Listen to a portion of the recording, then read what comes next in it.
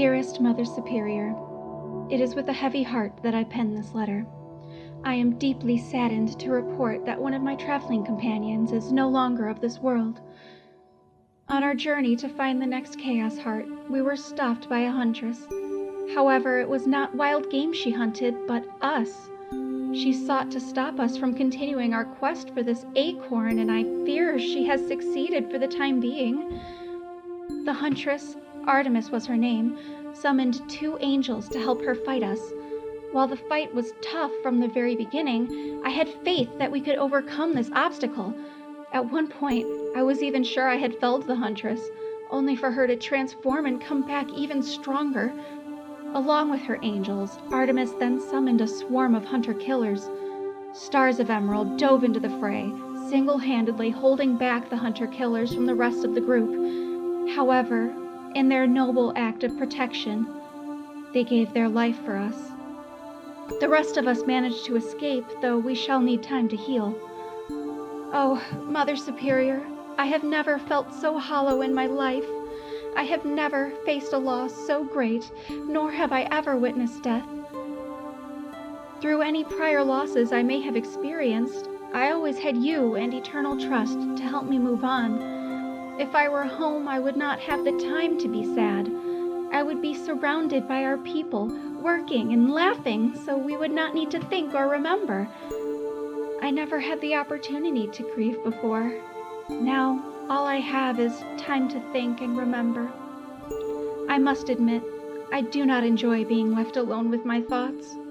I feel as if a bright light has been suddenly snuffed out and there are no more matches with which to relight it.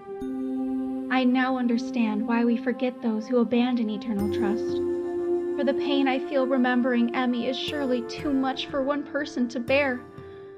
Even so, I cannot bring myself to try to forget her. For the time being, our group continues to travel. Once I am sufficiently healed, I plan to add extra training into my schedule. If we should ever face Artemis again, I must be stronger and faster. Our mission is too important for me to fail. Eternally yours, Constance.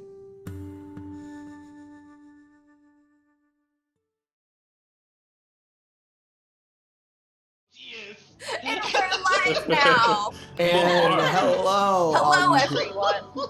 Hello, all you Grim Reapers and the rest of you Minecraft creepers. Good evening, and welcome to Chromatic Chimera, where the story is made up and the XP doesn't matter.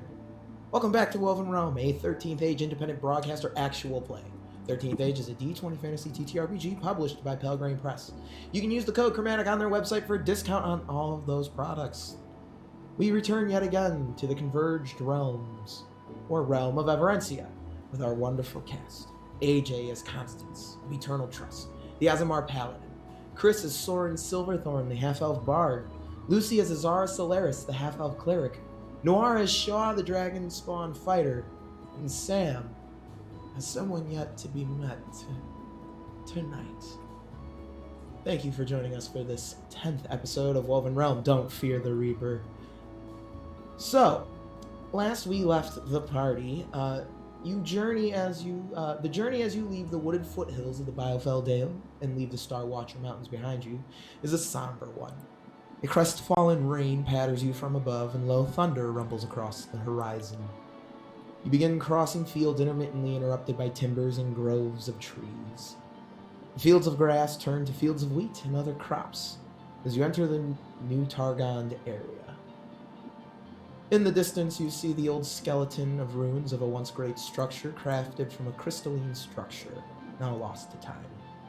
In its shadow, a quiet village huddles around a small square, sparsely populated with 2 market stalls, a well, and some signage.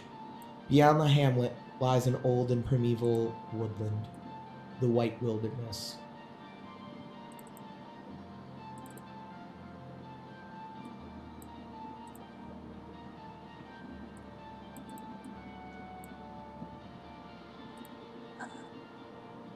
I do not know what to do. I guess we will continue walking. Yes. Okay. Forward. Quick question. morbid question. What? He didn't retrieve Emmy's body, right? No, you did not get Okay. Emmy's remains. I didn't think so, because then we'd have to go back, and Artemis is scary. Yep. I would hope that Artemis did the decent thing. One does hope. She seemed decent. She Yeah, seems you like know, she a good seemed person. like an okay. Yeah. Yes, she was very decent as she murdered me. Yeah. It's probably best we don't think about it too much. We got everything that Emmy wanted us to have, and that's gonna have to be good enough. We should do like last rites and stuff. I don't really know the Felper funeral traditions, so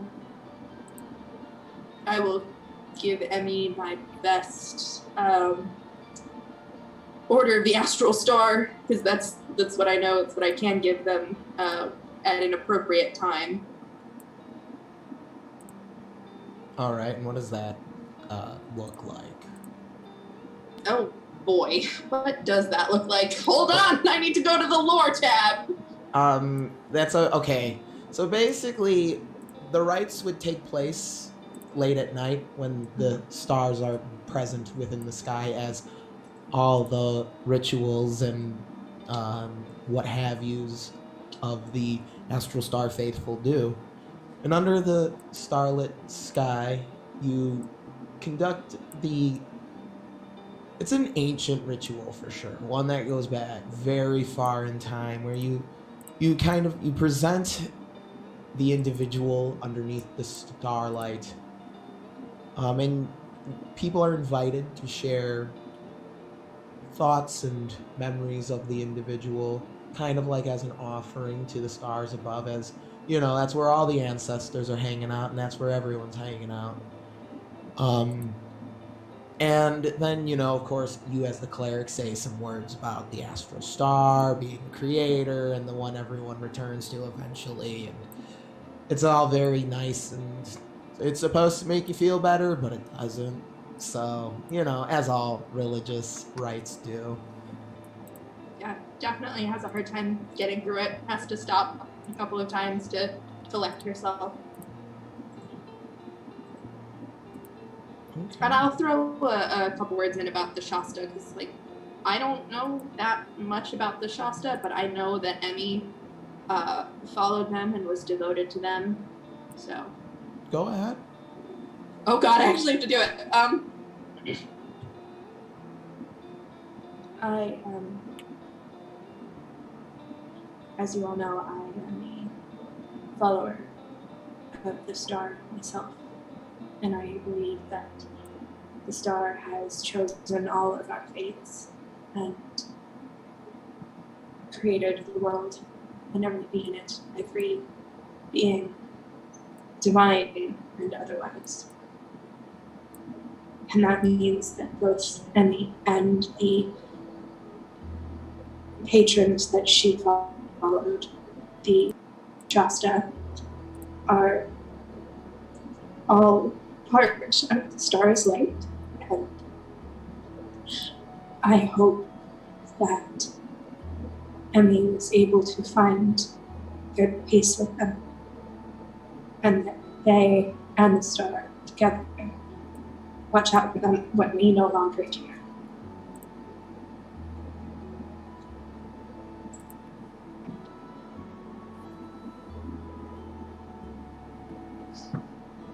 I have never been to a funeral before. Is it appropriate to... I don't know. I want to make a sort of gesture, but I do not know what to do or what is appropriate. And gestures of grief and remembrance are perfectly appropriate ceremonies. remembering those we've lost.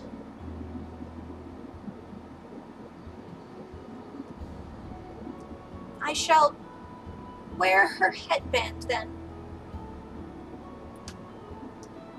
And I know some sewing.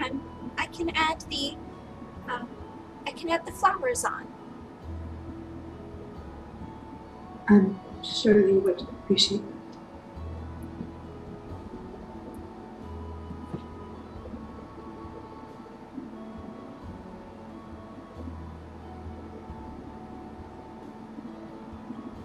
All right, and with that, we can venture forth unless anyone wants to add anything. During all this, Shaw would have been just kind of in the back, half paying attention to me, just half fiddling with the compass.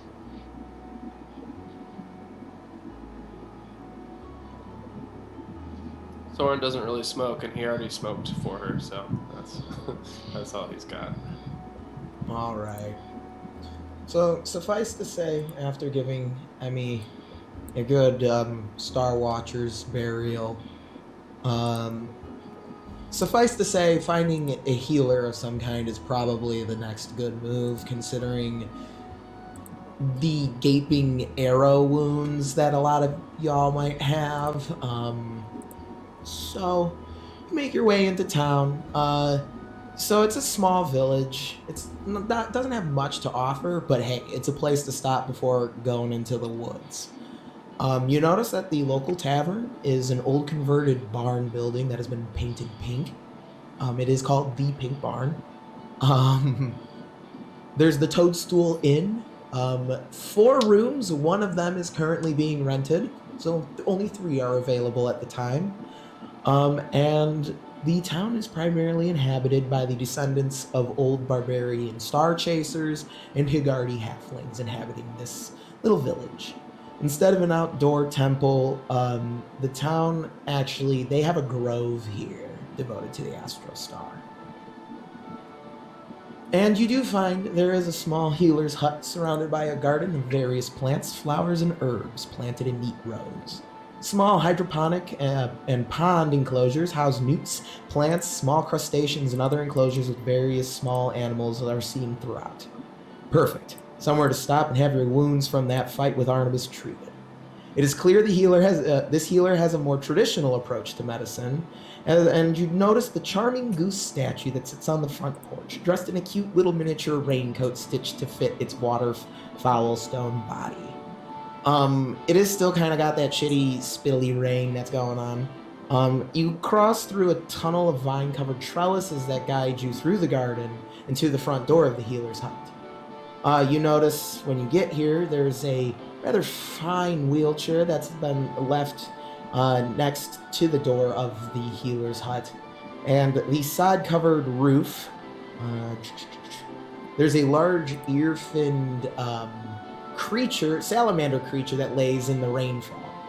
There's a small sign outside that creaks above as you step into the covered porch. The doctor's in, it says. And that's where you get a better look at the comfortable-looking travel wheelchair. It's very fine-looking, and there's a glowing raven symbol on it. Soren, you'd recognize this as an alarm spell that's been set. Where did it? Ah. Whenever you're ready, you can step inside. I see Lucy dropped. Yeah, she had a technical issue. Okay. Blue screen. Yeah, blue screen of death. Oh. So hopefully she'll be back soon. Chris, you want to pretend to be Lucy and give me another camera? Oh, yeah. That's what you I was like, I can roleplay as Zara, sure, fuck it. Fuck it, that's the kind of game we're running. Yeah. No, fun for anyone. Done. Yeah, I'll get it. Not great. Alright, so this, whenever you're ready to enter, my dear friends, we can. And then we will wait for dear Lucy. Hopefully her computer is not... That's just Chris. Alex, don't get Yeah, too no, that's excited. bonus I got Chris. some That's happy- bonus Chris. Alright. Quick question. Sure. Shaw's gonna be looking at the compass. Where is it telling him to go? Ooh, that's a good question. That is a good question. Let me refer to my map real quick. The compass is telling you to continue traveling north into further the White Wilderness. It seems to definitely be directing you in the path that you had originally set out with your dear departed friend. Remind me again, like, what this compass does exactly. Is it like Pirates of the Caribbean style, points you to your heart's deepest desire type thing? Emmy never entirely knew, actually. It was a gift from her sister who is missing and has been acting as their tether this whole time, and they've just sort of found that following it tends to, like that's sort of how they met Shaw and how they found you all, so they just sort of find that this thing seems to take me where I'm supposed to be, so I'm gonna follow it and maybe find my sister. And then Hey, I'm got, Shaw. And then it got them killed. Listen. Oops. Oof! Wow, Oh. Gia. Wow. Whoopsie doopsie. As we're starting to head away from where the compass is going, we're telling Shaw to go, he's just gonna kind of run to himself and follow. And then we get to what establishment are we in again? You are entering the doctor's hut. I don't need no fucking doctors. So Shaw's just gonna kind of take a look over at everybody. Is there any? What else is near this? What else is near this doctor? I'm sorry, I'm gonna be that problem player today. I'm fueled by sad and uncomfort.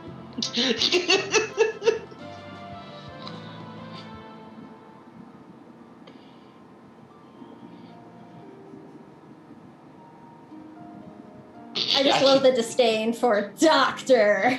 I mean, if somebody was talented enough to induce violence past my heavy metalness, then I believe that they earned that scar that they left on my body. I'm just gonna put some fire on it, we'll be alright. And they earned the sepsis you will get with it. If sepsis is strong enough to enter my body past my metal bits, then you know what? It deserves the scars it's gonna leave on my body. All right. Well, I have a different approach. I don't want to know what your skin looks like, because it's probably just. Oh, it's like a storybook, I tell you what. Man. I can tell you tales for days. Textured like an oil painting. What were you going to say, Soren? I'm going to listen to Shaw and just keep walking into the doctor's hut. All right. And If they ever need a doctor. On purpose, I'm gonna just like flick a coin at the Raven alarm and set it off.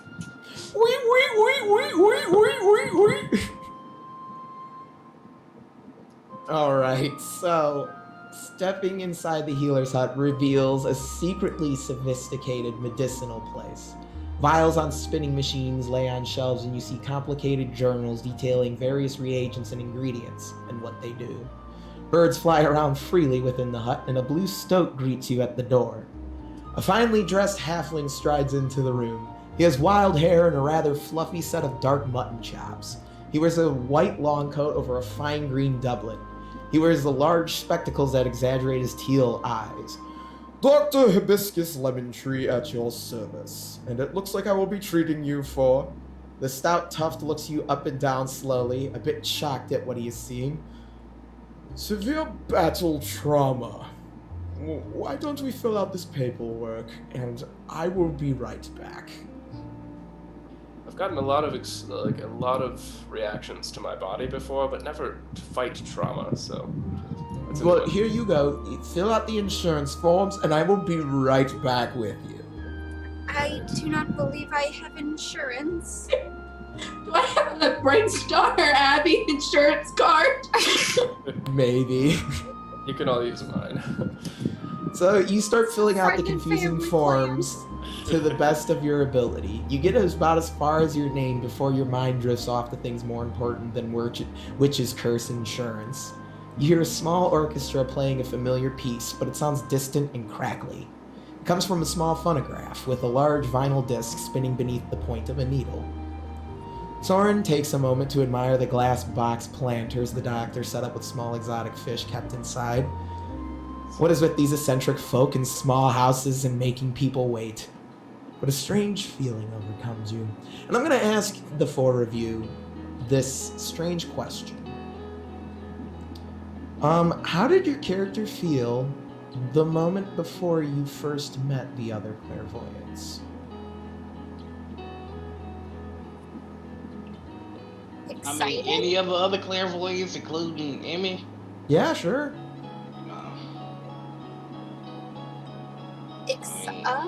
Excited. But wait, I'd always, well, Constance has always known a clairvoyant. Yeah, but how did you feel before meeting your clairvoyant friends? Oh, Like in excited. Trevenza? Yeah. I mean, Good fucking question. I'm gonna be honest with you. I was every manner of confused. I was butt naked and I was thinking in a language and I was like, how I know that language? That's weird. I don't remember that part of the first episode. Hey, now there was a little bit of time before I met you. I woke up and it was just me and my nethers, and I was just like, Oh, man. but how did you You're like the feel frickin' before Terminator. meeting, though, like, before meeting the other clairvoyants, how did Shaw feel? I mean, kind of just confused, lost. Okay. I didn't have any direction. Alright. How did Azara feel? See, I did my packing for this. I wrote it down. So immediately before walking into Madame Curio's shop in Trevenza, she was actually disappointed / concerned and a little bit confused because she had just traveled quite a ways to get there, expecting destiny, and she got a shitty little shop in a weird tree town. Fair. Alright, and Soren, how are you feeling? So many funny answers to this, but I guess Soren was feeling, he was kind of feeling put out that he had to leave his nice life that he enjoyed to go on an adventure that was set for him. Alright, those feelings you just described, you get those feelings again for some reason. You can't help but feel perhaps nostalgic for a moment, as the last time you waited in a small hut of an eccentric person was when you had all first met, when you were first united with Emmy. You hear the doctor raise a frustrated voice from behind the curtain. I told you, you need to rest! The wound won't heal if you keep getting up like this and trying to storm out of here! And Sam, that's when I'm going to ask you to introduce your character. Before you see anybody, you hear a very irritated voice, just being like, I do not need to rest, doctor. I promise that I will be fine. Maybe I would heal better if these stitches actually stayed in for once. What are you using, spider webs? And perhaps. And you see like the door sort of slams open, and a very short, thin, and pale young woman in a very long black and red dress that is way too nice for this locale. She has one hand on a cane that is black and silver and topped with a raven's head on it, and is leaning pretty heavily on it. Her other arm, though, is wrapped up tightly in like the handle of a harness that's on a very large black and gray dog at her side. The dog is wearing a bright red vest that has big white and black letters that says "Working, do not disturb" on it. And as you watch, the words like fade out and then reappear in Elvish, and then fade out and reappear in Halfling, and fade out and come back in Common, and it just keeps cycling through in the different languages. She has very long, wavy yellow hair that's half up in a very elegant braided bun, and she has these very intense eyes they look like they're like molten gold, and they're very vibrant. And she just sort of she sees you all, and for a moment there's like just this expression of embarrassment, because she did not realize there were other people here. And she like straightens up and like plasters on a very polite smile that she did not just have on while talking to the doctor, and just goes, and she'll go, I am so sorry, I did not realize that Dr. Lemon Tree has new patients in here. I'm so sorry for any disruptions. I just need to go take a look at my chair. It seems like somebody might have been disturbing it, excuse me. And starts to like sort of hobble through in like stiff motions, and kind of the way that she's limping around, it reminds you a little bit of how Emmy used to move when, she wasn't hauling ass. The alarm was me. I'm sorry about that. Wait, what? I accidentally set off the alarm. I bumped into it. I'm very clumsy at times. Oh. Well then, as long as no harm was done, I'm sure that is fine. Happy to pay for it if there is. I will be sure to take you up on that. My name is Oleander. It is nice to sort of meet you, I suppose. Yes, I'm Hello. Soren. Hello. Oh, hi. Hi. It is wonderful to meet you. I am Constance, and this is Azara, and this is Shaw, and this is Soren, and that's us. Okay. Well, it was very nice to meet all of you. I'm sure that you have great need of the doctor. I hope you don't need any stitches. She sort of like calls over her shoulder. And don't forget your newt potion. Yeah. Thank you. And she like goes to the shelf to take the potion, because I think she's been here a few days. Like, this isn't her first time here. Yeah, and there's like a little just newt that's just kind of floating in the medicine. I hope you don't mind my asking, but how do you intend to drink a lizard? I don't drink the actual lizard. It's like the stuff in it extracts the things that make you feel better. I don't know, but it helps the pain a lot, trust me. If he gives you a newt, you take the newt. She like uncorks it and just downs it, making a face. Constance kind of scoots her way over to Soren and says to him in a low voice, "Is this what people call a large mammal in the room?" A large? I believe it is now in her stomach, but yes. Stomach. Oh, no, yes, this is the proverbial large animal in the room. Yes, Constance. Am I not supposed to say anything? Up to Emmy? No! Did you not feel it? Yeah, I was just about to. I was just wondering if anybody else felt it. So I'm she just says come that right last out. part a little louder. I try to ignore all my feelings, Constance. I keep them right here, and then someday I'll die. Pardon me, miss. It feels weird around you. Shaw's just looming over Oleander. She's just like looking up at him and like raises an eyebrow. It's like, I actually do not get that. Well, I mean, I get that like all the time, but not in this kind of tone. Is this? She sort of like stops for a moment and actually looks at all of you, and goes, "Are you? Pardon me if this is, untoward or something. Are you, by any chance, a group of people who recently helped to save the town of Badger Creek?" We are, in fact, the veterans who code of Magic Creek, despite what some might have written. Oh. Well, when you are finished here with the healing, this is quite fortunate, but I actually have something of a message for you. But I think it is something that you would rather hear in private than, out here. If you would like to, perhaps go someplace a bit more, with some more solitude. When you are free, I would be more than glad to pass it on.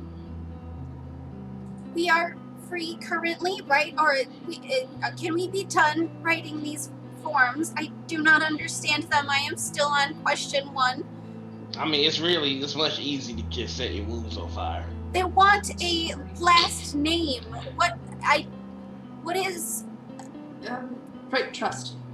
Oh, trust. Oh my God, Constance, do you not have a last name? You do not have a last name? Oh my God, I don't have a last name. I have several if you all need to borrow one. And that is when the doctor steps in. Oh, we'll figure that out later. You first, points towards Zara, who's obviously the most beaten up out of all of them. Please follow me to room 2. She gets up and limps after him with her 3 remaining hit points.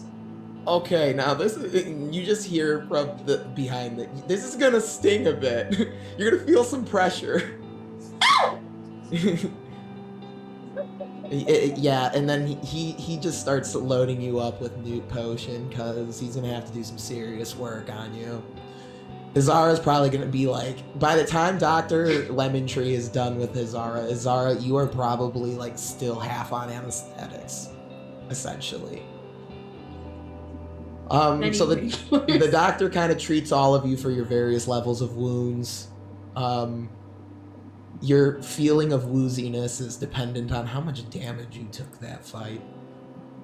Soren snaps the one arrow out of him. You can barely stand upright. Man, so that is when you can join your new compatriot. A place to find privacy would probably either be the Toadstool Inn or the Pink Barn. There's really not many other public spaces here. You remind me what city we're in? This is New Targon. It's just a village on the middle of nowhere. Yeah, we're in the sticks right now. Okay, gotcha. And the bonus. Oleander's been in town for a while, or at least for a couple of days, so I don't know if she has a room at the inn. That was when I said one of the rooms was that was hers. I wasn't sure. That was a very... Yeah. Then she would suggest, that once everybody is all done, just I do have a room at the local inn. Might be a little bit cramped for everyone, but I think we could all fit, and we should not be overheard. Okay. We shall go now. Wait. Yes? Can we go now? Does anybody else need to get, I don't know, tickled by the doctor, whatever they do in there? Anybody else need some newts? I would rather not. Yeah, I'm pretty good as well. Yeah, we gotta workshop some last names for us, Constance. I'm feeling pretty lacking. I didn't think about it till just now. So perhaps you do have one, but you just do not remember yet. Huh. You What see, about Shaw? Shaw. It rolls off the tongue. That's all he's gonna be doing on the show. Eleanor's well, I move slowly, so I will see you at the inn.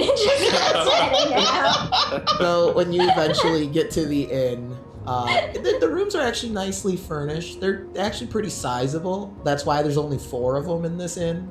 They're quite sizable rooms. They don't get travelers very often, but when they do, they often pack heavy. So they want to give them a lot of space here. So, Oleander, there's plenty of room for your companion, your chair, and your I guess the ones who are receiving the message here. Yeah. You can light the fire in the fireplace if you like, and you can even get room service if you're feeling fancy. Sure. We get into the room, and Oleander sort of flings one hand towards the fireplace, and like a jet of black, like sparks fly out, and then illuminates the fire. It's just spark, like Soren would recognize it as just a cantrip, nothing super fancy. And she waves her other hand, and the dog's vest just goes dark, like it's all black now instead of red, so there's no writing. And she says something in a different language, and the dog goes and like lies down and starts chewing on a bone in the corner. And she goes to sit at a chair, and just sort of like invites you all in, makes sure gets everybody seated as best she can, and it's just like, well, I don't really have any very delicate way to put this, but I believe that you all recently experienced something of a loss. Is this true? Yes, it was an intense, awful, terrible thing, and I am very sad, and I do not like it. I have never felt sad this badly before. It is very hard. Oh, well, I am sorry. That is Constance, yes? Yes. Have you been to a funeral before? They are so sad. Yeah, I have don't been like to. them. They are very difficult, especially if it is somebody close to you.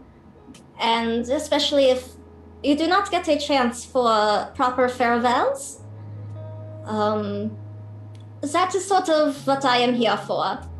I have a message for you, but you need to listen well, because I can only do this just this one time, okay? And like not even waiting, she just sort of like settles into the chair more. And as you watch, her gold eyes turn black, and you see these like veins sort of start crawling from her eyes down her face. And to like nobody in particular, she goes, "I found them, they are here." And there's silence for a moment. And then those black eyes turn green. And her very upright posture sort of slouches, and the very stern face gets a very familiar, lazy-looking smile across it. And she looks up at everybody with just this totally different expression. And she speaks, and you hear, "Oh, hello, my wonderful Caravan. I cannot stay very long, but I needed to see you all just one more time for myself." Shaw is immediately busting out crying. He is just not cool. Oh, Shaw, I am so sorry. I wish so much that I did not need to leave you all the way that I did. Not for me, but because I know that you must be hurting so much right now. I want you to please try to find some peace, knowing that where I am, I have finally found my destiny, and I'm on the path where I belong. And the head, she like turns and looks at Azara and just says, "I know that you would understand. I promise, though, our paths will cross again. I will see you one day. In the tundra, I will find you again. The messenger." Yes? I look forward to it. Sam can't hear you. I look forward to it. Shaw's just gonna go, real quick before you go, I know this must be hard. One, I'm sorry, I was too slow. I was trying to get to you and I didn't make it, and I'm sorry. I ain't got no last name, so I was wondering if it'd be alright with you if I went by Emerald. Oh, Shaw, I would be so honored if you did this. You do not need to be sorry for anything. You did nothing wrong. You helped get the rest of the caravan to safety. You need to help protect them now. I always knew you were going to try to die and protect us, and I had a plan to throw your little ass as far as I could, and you were too fast. Well, that is good, because now you are still here to keep everybody else safe. And actually, this messenger who I speak through now, they will be able to help protect you in my place from now on as well. At least in her own way. You can trust her. I have given her a gift for you to pass on to help prove so. You must all keep each other safe now, my friends. Emma, real quick. The last two things that I said to you were that I hate you and that you are always on your ass in fights, and I just wanted to apologize. If I knew those were the last words I would have said, I would have kept them to myself. It is okay, Soren. I know that you are just saying what you thought was needed to keep everybody moving. And please keep telling your stories, because I can still hear them, and I would like to keep hearing them. There's a good one coming, so keep your ears open. I will, I cannot wait. Okay, you must keep each other all safe now, my friends. Also, if you're a ghost now, don't watch me when I do weird stuff. Oh, never!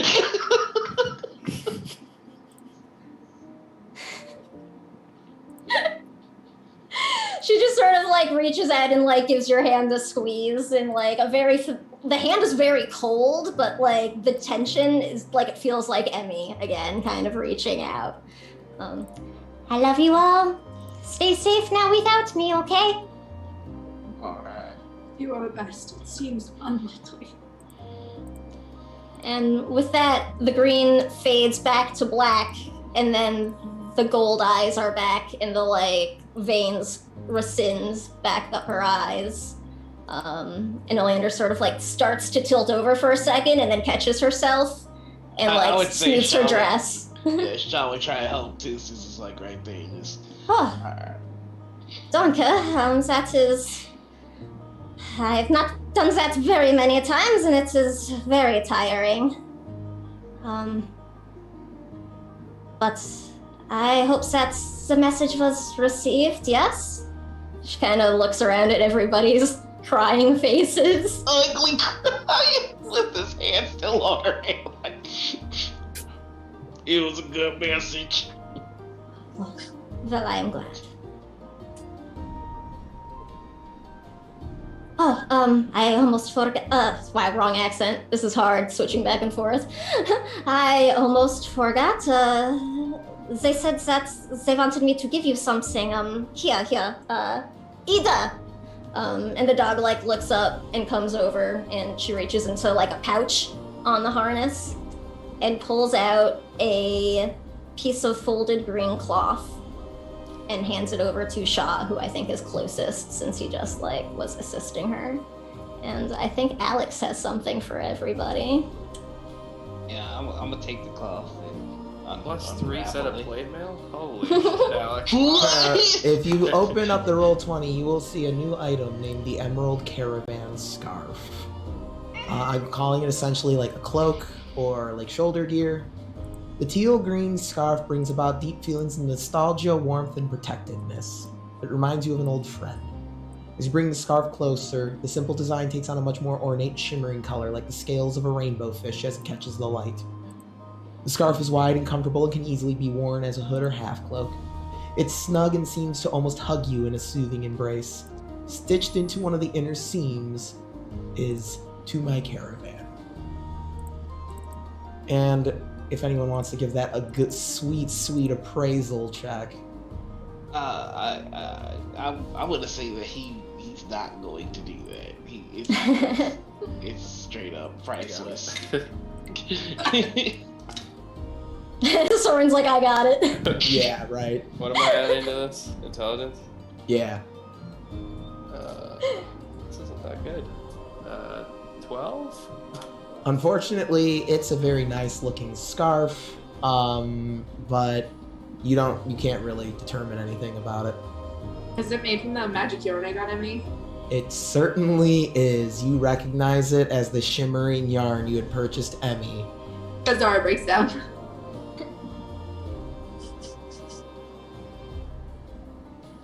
Well,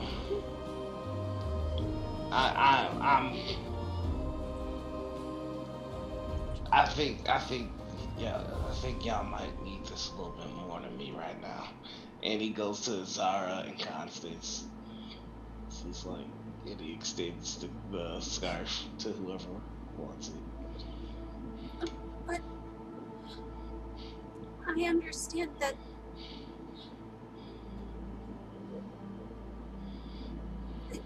they were your best friend. I would understand if you wanted to keep it. Nah, I don't need this.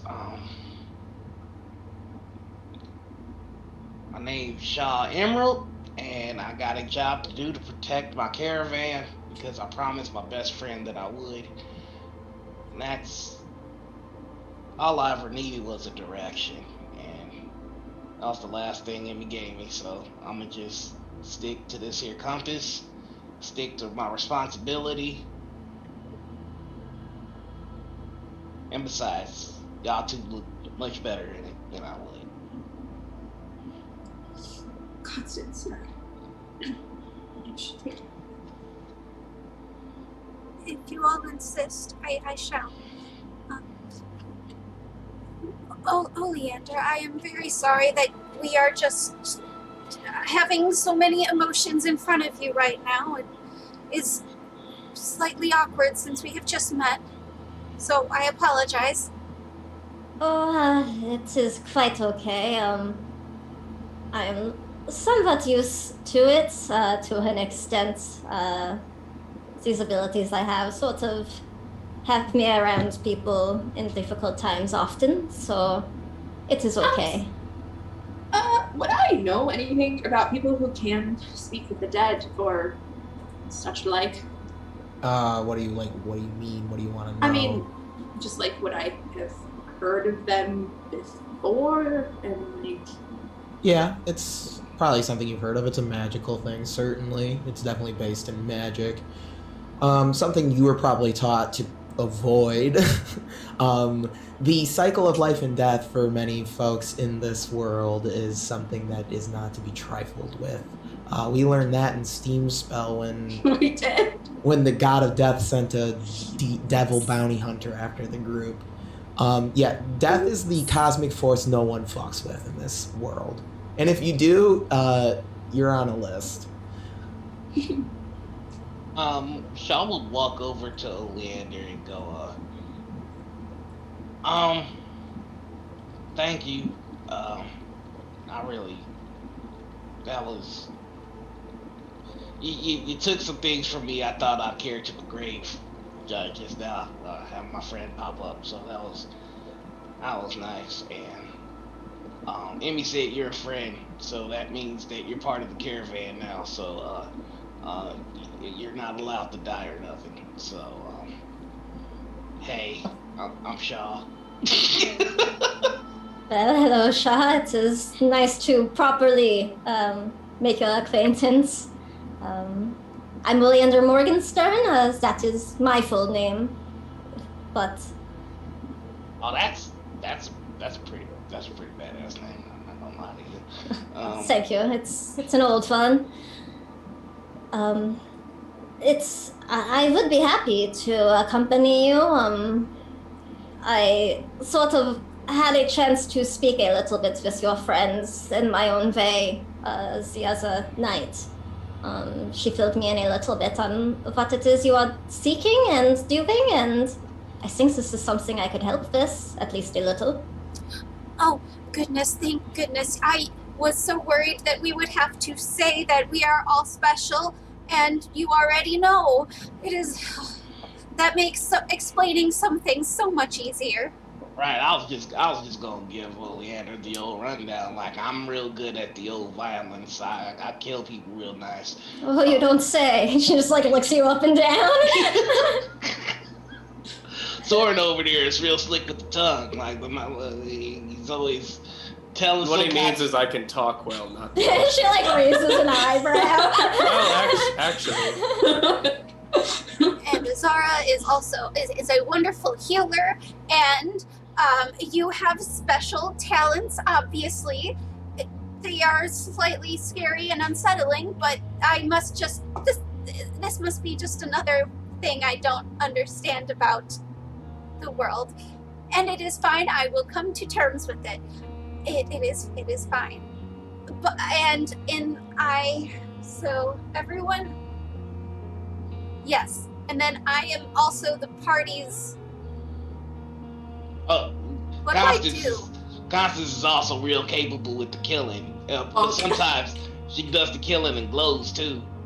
Oh. Well, that is impressive. This must be quite a sight to behold.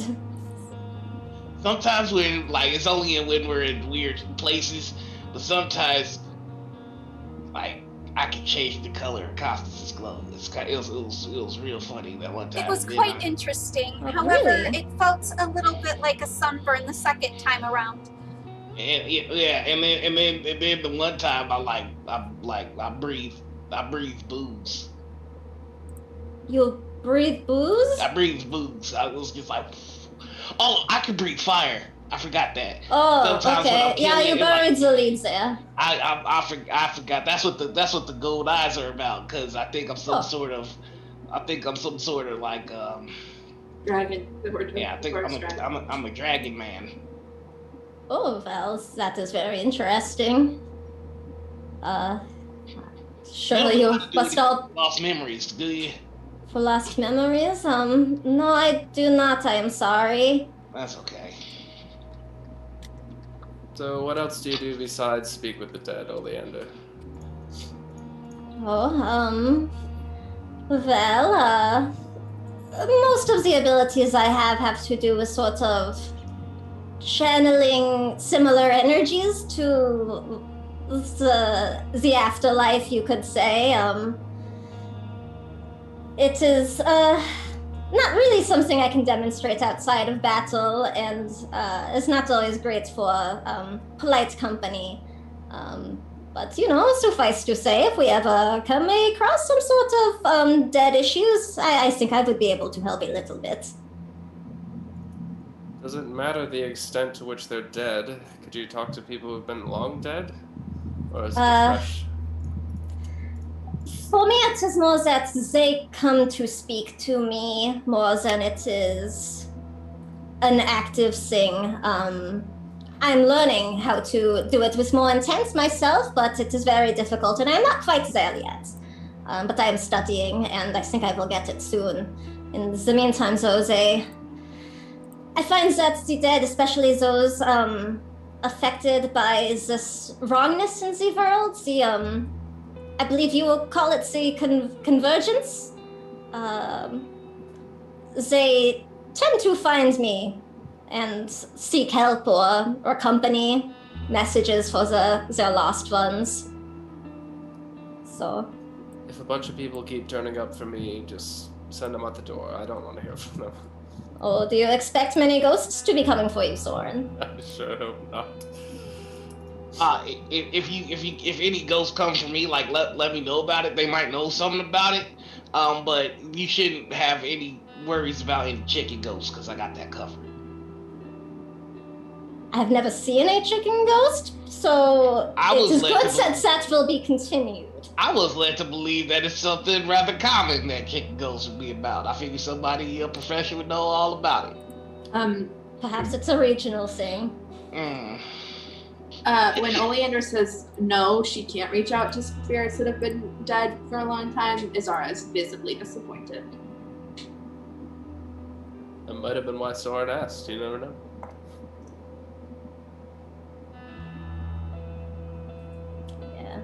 Mechanical deets, I think eventually I do get like a speak with the dead thing, but it's like a shorter time limit in terms of how long they have to have like been dead for. Yeah. So you can spend your time getting to know your new Caravan friend. And whenever you are ready, I'd say after like a day or two of resting here, you'll get your recoveries and all your stuff back.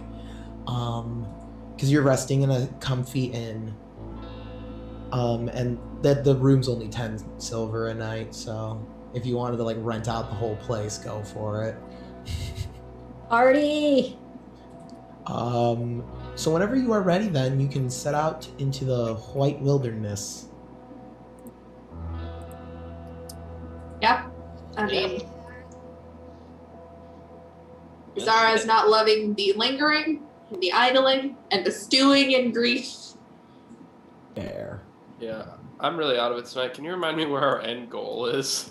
We're trying to get back to Pomeld, right? Yeah, the nut. We're after the Heart of Life. Where is it on the map? It is not present. On the big map, it is in Old Pashnew, my friend. Okay, so We're working our way into Old Pashnew. All right, cool. Thank you. All right, so the next section will be over 4 days of travel as you set out from town. What's up, Abby? Oh, I was just gonna. No, it's fine. You sure? Yes, go. Okay. So you leave the small village, heading for where the pines grow heavy and the wilderness expands around. The expansive wilderness covers a large area of land across through Old Pashnew, Urgavel, and Cumbria, reaching as far as Ikedust. As the trees and vegetation grow thicker, you find that less light reaches the forest floor you traverse. The terrain here is not well traveled and consists of protruding roots, jutting rocks, and they all prove hazardous to the journey. The smell of pine is strong in these woods with its distinct crisp smell. The summer's end breeze rustles the needles of the primeval trees, causing them to rustle in a discordant waving. The journey is rough and tiring, and it's important to maintain an ever-vigilant eye for anything that may lurk in these woods. So I'm going to need 2 characters to navigate. Home turf for me, so I can be one. Yeah. Fuck it. I'll go. I'll do it. All right. I don't give a shit. So how are you going to aid your friends and your party on your journey?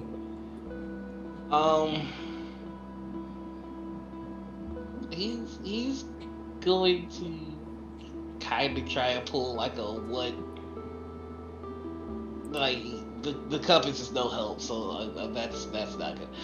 He's just going to follow Zara's lead and just kind of make sure she's safe. Okay. While she's doing all of the stuff. Okay. And Zara, how are you going to be assisting the travel? I mean, this is my homeland, you know, this is my mother's favorite terrain, literally, ranger.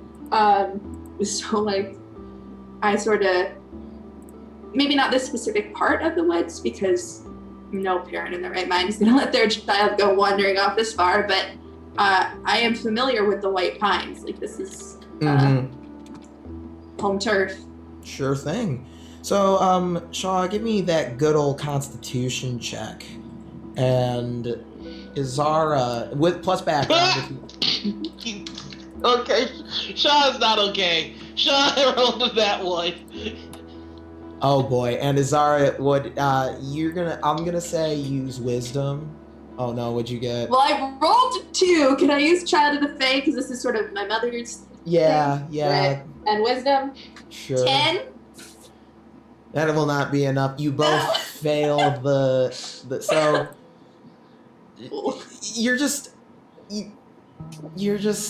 it's not going well. Things aren't. You clumsily stumble your way through the forest, tripping over jutting roots and even getting stuck climbing up a cliff at some point. The arduous journey causes you all to gain 1 fatigue. And how fatigue is going to work is for each fatigue, you cannot use that many recovery dice. So it's a recovery die minuser. If your fatigue exceeds your recovery dice amount, you pass out from exhaustion. So what you need to do to reset your fatigue is you have to get good rest at an inn or a safe place while not journeying. So, like, it's kind of like a setback while you're traveling. Yeah, to explain my one, it's just like as soon as Shaw gets out of eyesight from everybody, he goes full Kyle on a tree. Oh, man. Just beats the shit out of a tree. I think Azara was thinking of her mother a little too much, and combined with the recent loss of a party member, she was not on top of her game. Scouts are just off in the distance crying. And it's like, suffice to say, there's small talk between the group. You're kind of getting to know Oleander a little better. I imagine Oleander's not like spilling Fair's life. Oh, no, not right now. Yeah, No. God, no, not with these rookies. Constance How will, could you just... as long as Oleander does not tell her to go away, will just babble her ear off, talking about literally everything and anything to except Emmy. Aww. Oh. Just filling the air with basically just empty conversation. I love it. Oleander will like listen, not quite as enthusiastically as maybe Emmy used to, but will like let you, sort of let everything out. And she's like riding in the wheelchair this whole time, just being pulled by Ida. Who every now and then, like when we stop to rest, she'll like let her rest, and if like Constance or someone wants to play with her, like y'all totally can when we're like on breaks. There's a dog available for play. It's worth noting that Ida is not just any regular dog. Ida is an Ernvickian Malamute, and Ernvickian Malamutes are like horse-sized dogs, basically. Yeah. It's like a dire Malamute. It's like I've got a pony pulling my wheelchair, and like that Oleander leans on for extra support when she's walking around. It's basically like having a pony that's a dog. This dog has never had a frisbee thrown so far in her life after meeting Shaw. I mean, definitely not. Oleander's very weak. All right, so we can enter the next section of travel, another 4 days. Worth noting as you're journeying, the Cat's constellation steps aside as the hunter shows itself, marking the beginning of the Old Cast month. The moon Selene recedes as the blood moon Lycus begins to step forward. So, the forest continues to extend in front of you. It primarily consists of pine trees, though the odd oak and maple are spread throughout. You duck below low-hanging branches and slice away the problematic shrubberies. You are becoming a bit more accustomed to the forest environment. There comes a point as the day passes where you hear the rushing sound of a waterfall. The terrain grows a bit rocky, and the pines a bit thinner in this part of the wilderness. You begin climbing up cliff faces and steep hills, and there comes a point, though, where your path is interrupted by a deep river gorge. Navigating this will be difficult, and it surely is a long way down. Getting across safely will certainly be a challenge. And I'm going to ask 2 more individuals to step forward to navigate this environmental challenge. Oh god. Constance will do her best. Actually, no, she's not gonna try her best. She's gonna use obstacle course champion. And what is Constance doing exactly to help everyone get across?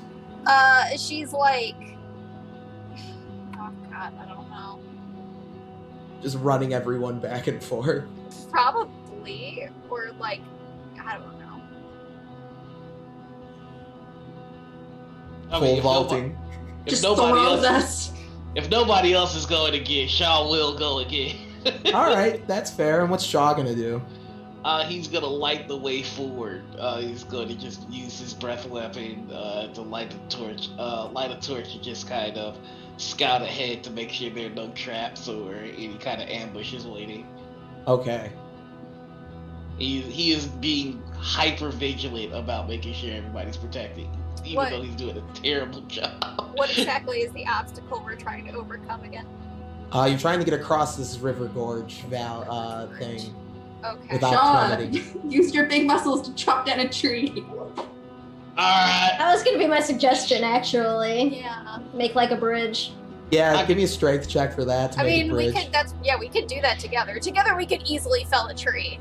I'm also going to use my Daunting Warrior to help me with this. All right, and Constance, you can use whatever applicable background. Yeah, I mean. Obstacle course champion. It's for all those 20s. For a total of 13. Oh my god, he is not okay. He is not okay. Oh my god. Restart roll 20. Close it and restart it. All right. No, I love this. AJ, what is I got not good. 1 second. We all drown. 10. Fuck. So unfortunately, you do not make it across safely. You thought the tree was in a good place, but it's like when I'm messing with the crap in my aquarium. bumping something in just the funny way brings it all tumbling down. We tried to forge the river at Oregon Trail. No, that's exactly what I was thinking of this whole time. And everyone on the way down takes 16 damage as you hit rocky river water. Do we all tear our stitches open? Yep. Oh, so much for Dr. Hibiscus Lemon Tree's work. Olander's already staggered. You said Oof. how many? 16? Yeah.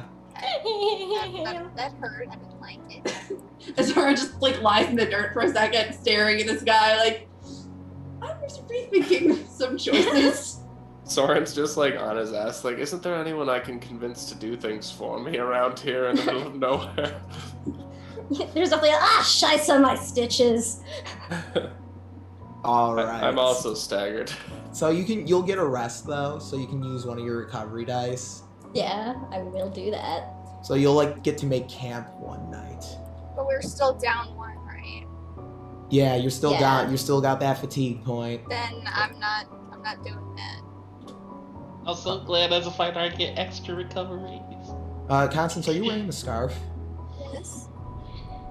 Yeah. All right, then you will be bonding with the scarf tonight. Okay. And you'll notice that the nice feelings of this scarf gives off just aren't for feeling relaxed. When you put the scarf on, you notice a spectral cat that seems to follow you. You feel slightly less in danger. You don't know what it does yet. Is there anything anyone wants to do before they go to sleep? Any interactions they want to have before I start having fun with people?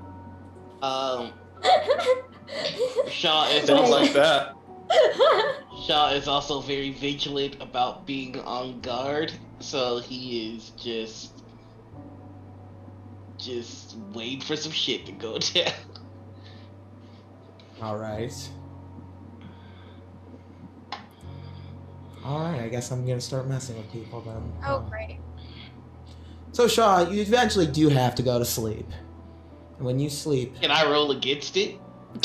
Sure, if you want. Yeah. Give me a constitution skill roll. I'll also use Natural Predator. Alrighty then. 23. Alright, so you are able to stave off sleep, but that's gonna earn you another fatigue there. He will take it. Alright. Sounds good. Alright, so never mind. No one's getting messed with tonight, I suppose. Oh my god.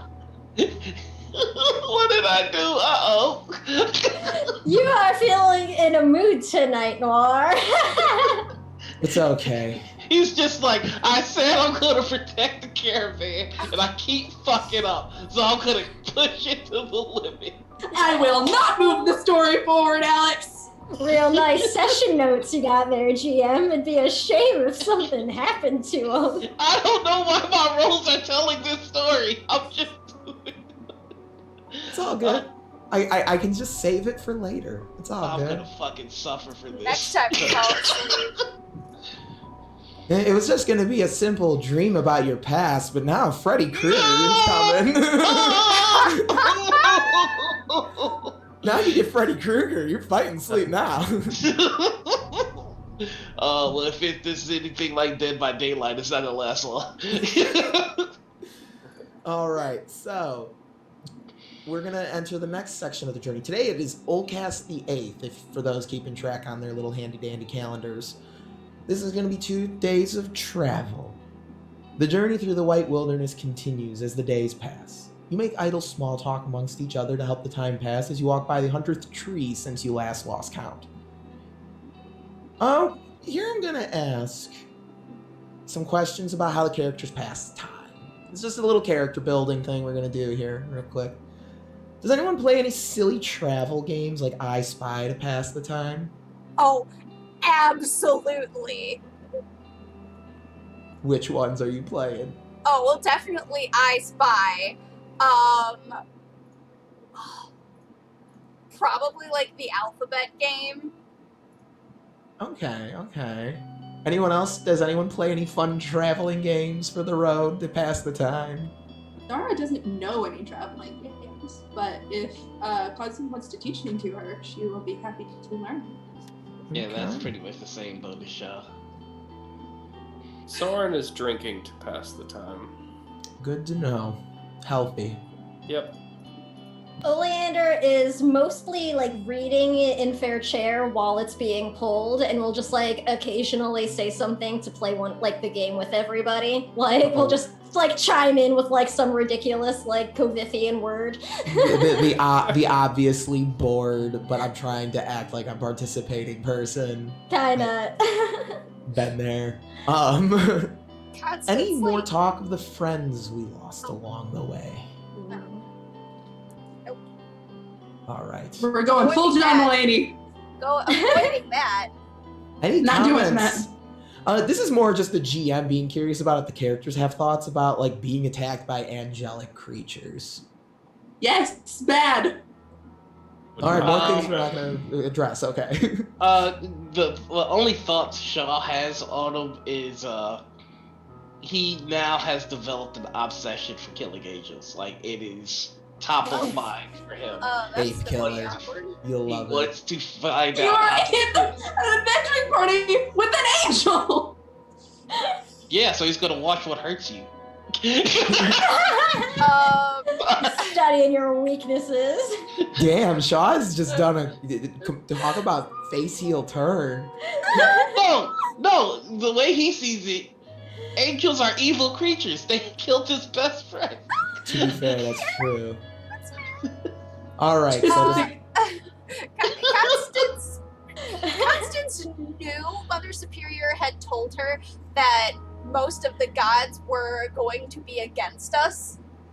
So, honestly, she was expecting to have to fight, like, gods at some point.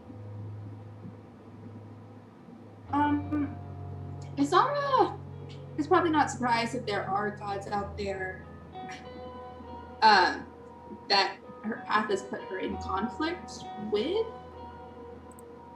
She is hurt by the fact that when they were facing an opponent who had the backing of 2 divinities and a host of angelic creatures, she received no assistance from her god.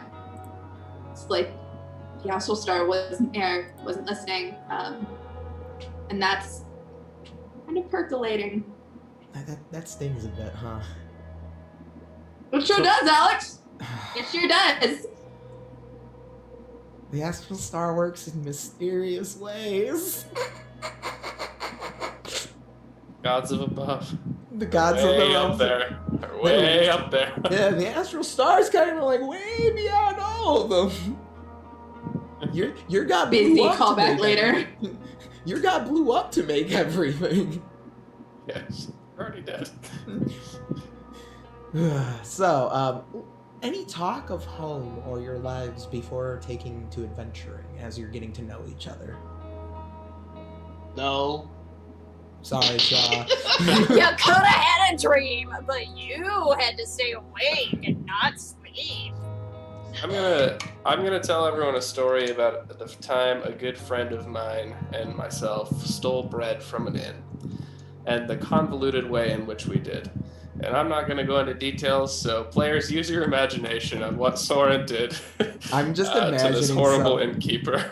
I'm just imagining some like Rube Goldberg device type That's totally what I was distraction. picturing. And like this needlessly complex heist situation where there's Yeah. a dog involved for some reason. Like some Home Alone, Rube Goldberg bullshit.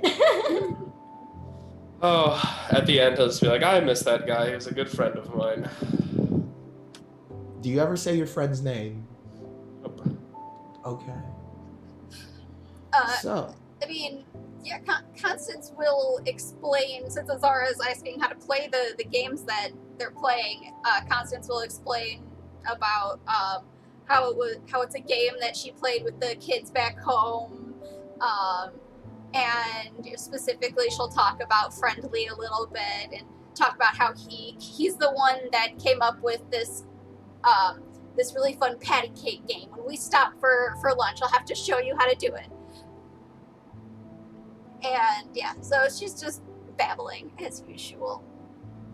Zara will probably just mention offhand something hella depressing, like, interesting. I never had any friends to play such games with. This is a fascinating experience. Fuck, a Lucy character through and through just hurt me. in the Super heart. cool. I've been dead for 20 years. Stall tag team onto that sadness with his own sadness going.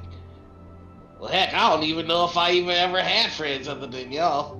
Oh my god, we need to get you guys out. This group. Oleander, do you have any fucking friends? She just like peeks over her book and is like, yeah, I have, some friends back in Ren's Run. That's where I'm from. Wait, anyone special to you? Anyone close to your heart? I think you see like her eyes sort of like narrow angrily for like a second. But then like the look passes and she goes, well, I feel a little bad when I left home. I didn't exactly tell anyone I was leaving. I wonder if my friend Iris must be worried about me. We worked together at the library. Worked together. Let me tell you about Violetta, the most beautiful person I've seen in my whole life. Oh, please do tell. And like the book goes back up. Enough about you. Let's talk about it. Oh no, the tens are fighting. Yeah, no, it's like, well, enough about me. You're talking about you. Okay. The tens are at it again. Zara just want to ask at some point why Oleander left without telling anyone. Well, I was, to be perfectly honest, I was leaving town to do some work that I know my family would not have necessarily approved of, so did not let them know, and I did not expect it to take me so long. So I will write home next time we get to a town, send something back so they will know. As you can see by yesterday's travel adventures, literally everything with us takes a very long time. So if you plan to accompany us further, I would write that letter soon. Well, no worries. It is just as well. I was honestly quite tired of sitting around Ren's Run for so long, so it is nice to be out on the road. As you traverse the road, this is like one of the later days on your journey, probably the second day. You pass large animal burrows in the region as the space grows between the trees here. You glimpse the odd, curious badger or fox poke its head out to observe who is intruding on their territories. The undergrowth here grows thick, provided enough light and warmth from the sunlight that reaches the ground here during the daytime. As you get further into this section, you notice a glowing green vein that runs from one of the trees within the forest. This vein runs up into a pine tree, cracking the wood almost like lava and rock, and it drips a glowing, thick green sap. Like a bright green, like a neon green. When the sap hits the ground, colorful flowers that are oddly shaped, they sprout up. The cracks of this green substance extends to other trees, infecting their bark and running through their branches, dripping more of this glowing sap onto the ground. There's a shivering, cold gust of wind as a fog begins to surround the party. A shambling body constructed of wood, fungus, fur, and vegetation shambles in the distance. Its head is adorned with the skull of a stag, and the creature has bright, green, glowing eyes. Its hands end in familiar, elongated bark claws. Giant badgers emerge from the undergrowth as the creature's eyes glow intensely. Small white and brown stoats float charged with a crackling green magic appear from behind a fallen tree. And with that, that's where we're going to go to break, because once we come back, the Clairvoyants will be fighting. Hell yeah. Time for violence. Alright, we'll be right back, everybody.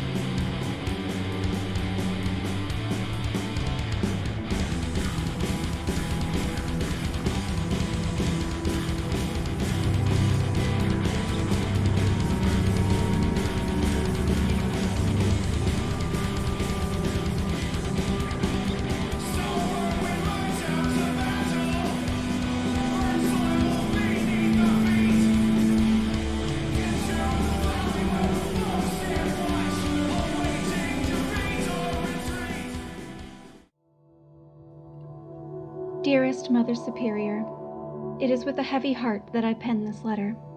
I am deeply saddened to report that one of my traveling companions is no longer of this world.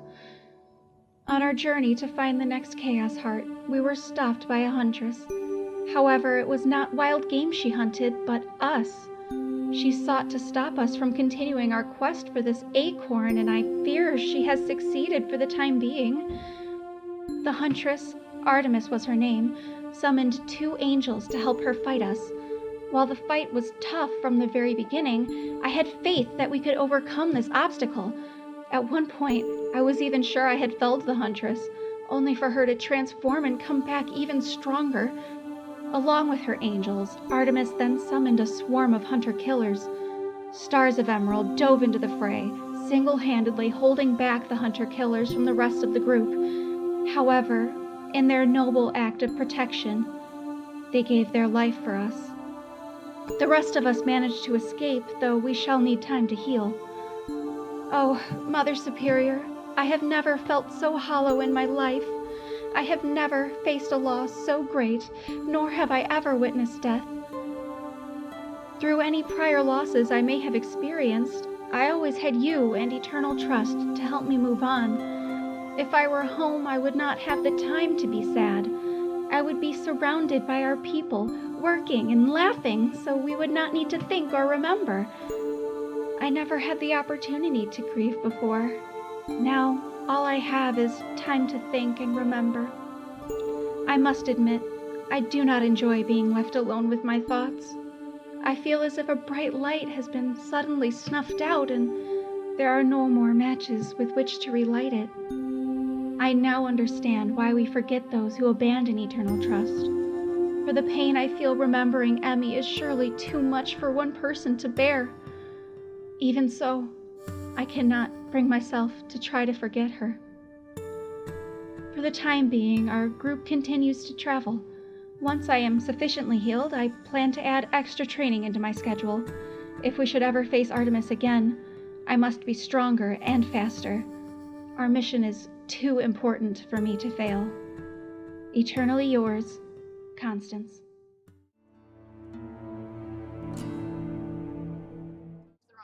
And we're back. I'm okay at this thing that I do here. Welcome back to WovenRealm, episode 10, Don't Fear the Reaper. Please, and thank you for joining us. Please don't forget that we are doing a charity fundraiser for Pride Month, because June is the month of Pride, and it is 6/9. So just because today is nice, you should donate, because all the proceeds are going to Trans Law Center, because that shit matters a lot. Sam, anything you want to add to that? No, just, thanks so much to everybody who's already donated. All of our subs and bits are going to be donated here and at our partner channel, Critical Misses. And we have a Tiltify that's linked in chat, so you can donate directly if that's preferred. And thank you. I noticed, we started the game at 210. We're already at 320, so thank you, everyone, so far. We really appreciate it. We love you being able to have fun and feel good about it and do good things by having fun. And it's nice to do good things for good people. Anyway, that's not what I'm doing right now. Right now, the party is engaging with a Thresh Badger Lord in this corrupted, fetid grove. Noir, did you roll initiative yet? It appears that it did not go through. Let me try that one more again. Sorry about that. No, you good. I'm not on there either. I got a 17 though. Alright. Where's my token? There it is right there. Let's go ahead and roll this here initiative. Oh, look, it did it again. Alright, what did it get? Attempted to use a roll. I can't click on my token for some reason. Oh, weird. Oh, I think I know what's wrong. Yeah, it's in the wrong layer. Those layers. Yeah. Okay. My fellow Roll20 users, check your layers when you dropping things. Spotlight! Alright, it should be good now. Try it now. Dope. We don't add any of our backgrounds to initiative, right? No, it's just leveled Just- dex. Yeah. All right, 14. I'm on the board. Alrighty. So the order will be the Chaos Stoats, the Giant Badgers, the Thresh Badger Lord, Constance, Soren, Shaw, Izara, and Oleander. And we've got a few stunts for this battle. Stunt number 1 is called Spartan Kick. As long as you've got an enemy in the either in zone C, the glowing clearing, or zone E, the north clearing, you can make a special attack to attempt to kick them into, like, you battle them and back them into the edge of the hole, and you attempt to mightily knock the target into this, like, divot in the ground from the fallen tree. That's like obviously that's like a melee attack you have to do for that. And then there's the environmental stunt, Bark Hurdle, which essentially is just a shortcut between Zone C and Zone E. Otherwise, you have to go around one of the ways. Does that make sense? Yeah, I think so. All right. So the Chaos Stoats are up first. Oh, fun. All right.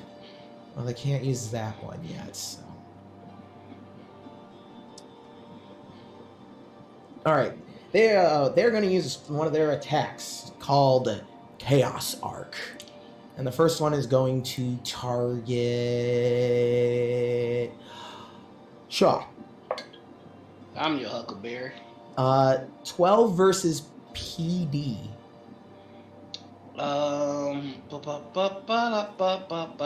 Fails. All right. Another one coming at you, Shaw. Good. That is going to be a miss, as that's an 11 versus PD, and a 12 just did not hit. And that is going to be a 17 versus PD, Shaw. That'll do ya. All right, and so you are going to take... You are going to take 10 Wait, what did you say it was? Sorry. 17 versus PD. Oh, I'm level 2 now. Oh no, that hits me while 1. My PD is 16. Sorry. Okay, no worries. You will take the 10 magic damage, and then I need you to make a hard, like a save, so don't add anything. Just roll the flat d20 and tell me what the result is. 3. All right, roll a d6, my friend. 6. All right. So, as you are zapped by this chaos arc, this little bolt, these stoats are shooting bolts of chaos at you, little green lightning balls. And you're able to block 2 of these energy blasts that come your way, but the third one hits you, and as it crackles, you can just feel it kind of seep into you as you become dazed. That'll be a 16 plus save at the end of your turn to pass. All right? Gotcha. All right. With that, the giant badgers are up, and they're they're just running in, just wow, just badgers. They're running in. 2 are going to attack Soren, 2 will attack Shaw, and 1 will attack Constance. Soren does a 11 versus AC hit. Nope. And I'm guessing a 10 doesn't either. It's not. All right, so these badgers just kind of run up to you and begin trying to, like, jump up at you, and you're just kind of kicking them back with your boot. Constance does a 13 versus AC hit. Nope. Your armor just blocks teeth and claws. And Shaw does a 12 or a 14 versus AC hit. It does not. All right, so these badgers are trying their best to get through your armor, and your armor is just too much for them. A good chunk of these badgers... Was that a natural odd melee attack that they missed me with by any chance? One of them was, yeah. Once per round, the escalation die is even. It's not even. Never mind. Oh, okay. No worries. All right, so some of the badgers are going to move forward. And with that, the Thresh is up. Let's see.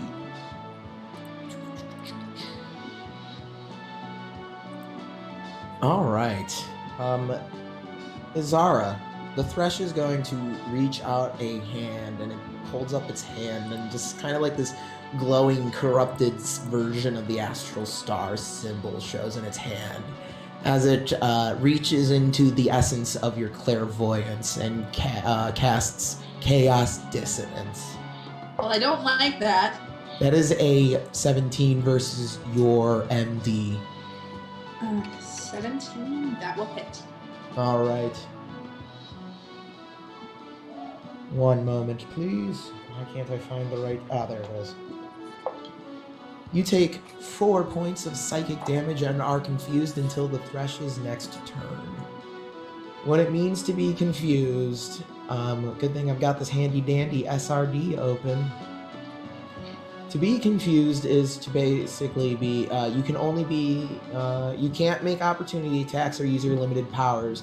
Your next attack action will be a basic or at-will attack against any nearby ally determined randomly. Just thinking about how I never use my actual weapons. Constance, it's your turn. Yes, I would like to smite and attack the nearest badger. Sure. Okay. I'm not a fan of fighting badgers, but I do not want to die.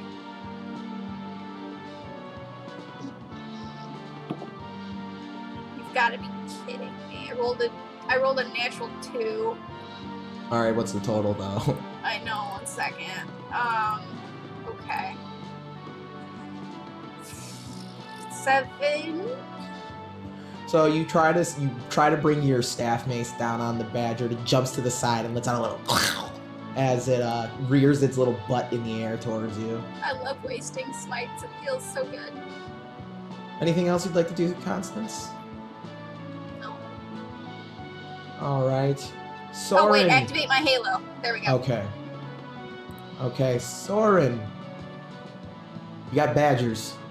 Just gonna point blank shoot this thing with a gun, I guess. Go for it. I'm just gonna like look at it, cock the gun, and then just like close my eyes a little.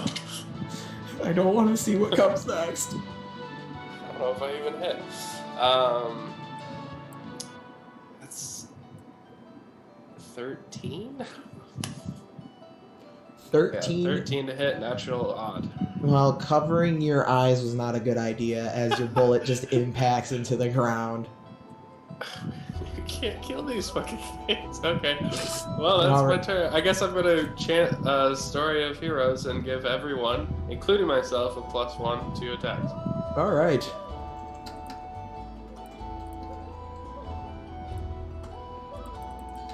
All right. So everyone gets a +1 to their attacks now. Thank you, Soren. You may come to regret that. All right. Yeah, maybe. Shaw, it is your turn. Well, I see these little badgers. Badger, my friend. So, you all are going to see that he does get into a completely different stance, and it is a lot more open. He is not protecting himself or anybody else, for that matter. And he is going to attack. He's gonna attack whichever one was attacking Constance. All right. It's that bonus one. So that'll be a crit. Oh shit. Yeah. You are going to you take your sword and you just, and your sword, like as you bring it down, it kind of gets wreathed in fire for a second, just as you just wipe out the 3 badgers in a row up to the one that was badgering Constance. You just threw all of them, just. His the fighting style is a lot more gruesome as well, and you'll be able to tell that by the fact that I am going to use cleave to attack another. All right. So the ones that are harassing Soren, then. Yeah, like he just runs through them and then goes, leaving bloody footprints on the ground. There's that one.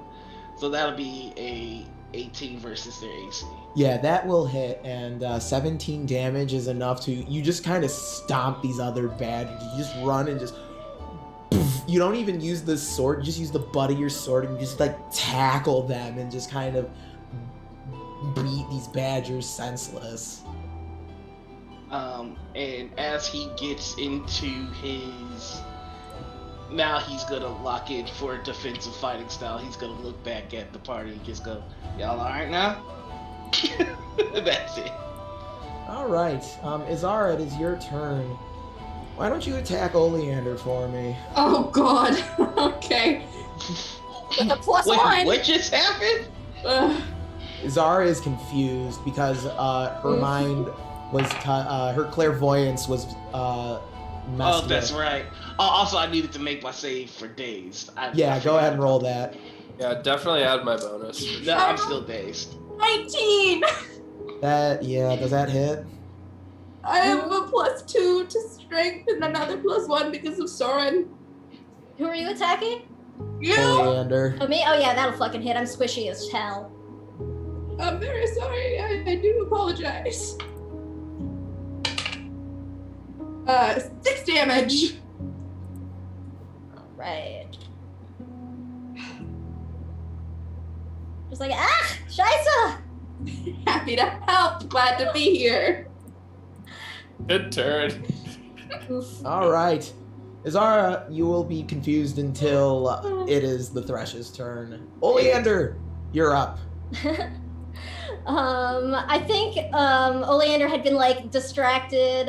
Once like all these things popped out, Oleander like stands up and says something to Ida, and you watch as like Ida like runs off like back the way we came to a safe distance. So I was like dealing with that when Izara like attacks me. I'm just like, I think maybe we might need a few extra hands now, don't we, huh? And because I'm just fucking excited about this spell, I'm gonna, Oleander's going to raise a hand upward and slams her cane into the ground in the other hand, and around like her immediate vicinity, the ground starts to like crack, and you see like bones start to like reach up as, let's see how many. Oh shit, as 4 crumbling skeletons claw their way out of the earth. I just want to add that they're made of like various animal parts and like human bones and stuff, so it's just like these very motley looking skeletons that fit the scenery. Yeah, this is just like this like amalgamation of animal and humanoid pieces, and like these rattling heads like turn to look at Oleander. And she's got like those creepy black eyes again, and like the veins are dripping down, and she just points towards the badgers and the thresh, and says, "Protect me and redeem yourself."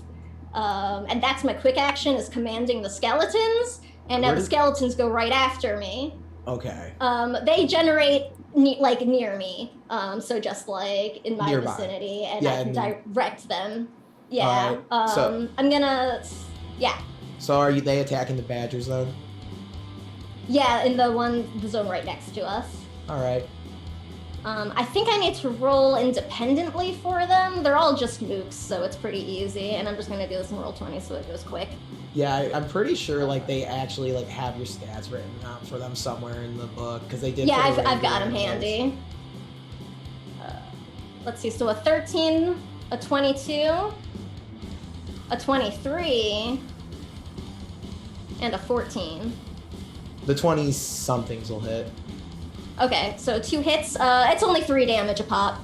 Well, it's So enough to 6 kill one damage total. badger.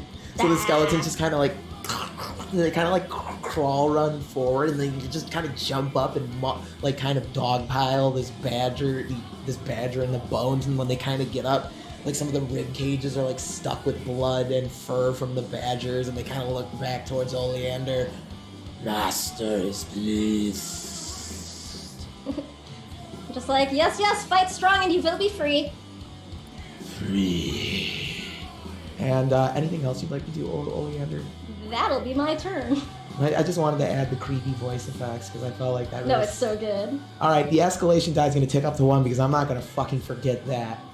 And with that, the chaos stoats are up. and they did not like the fact that Shaw just like kind of stomped their mustelid friends. Shaw does I gotta check my stat here. Does a 13 versus PD hit? No, because it's a 16. That's a 22.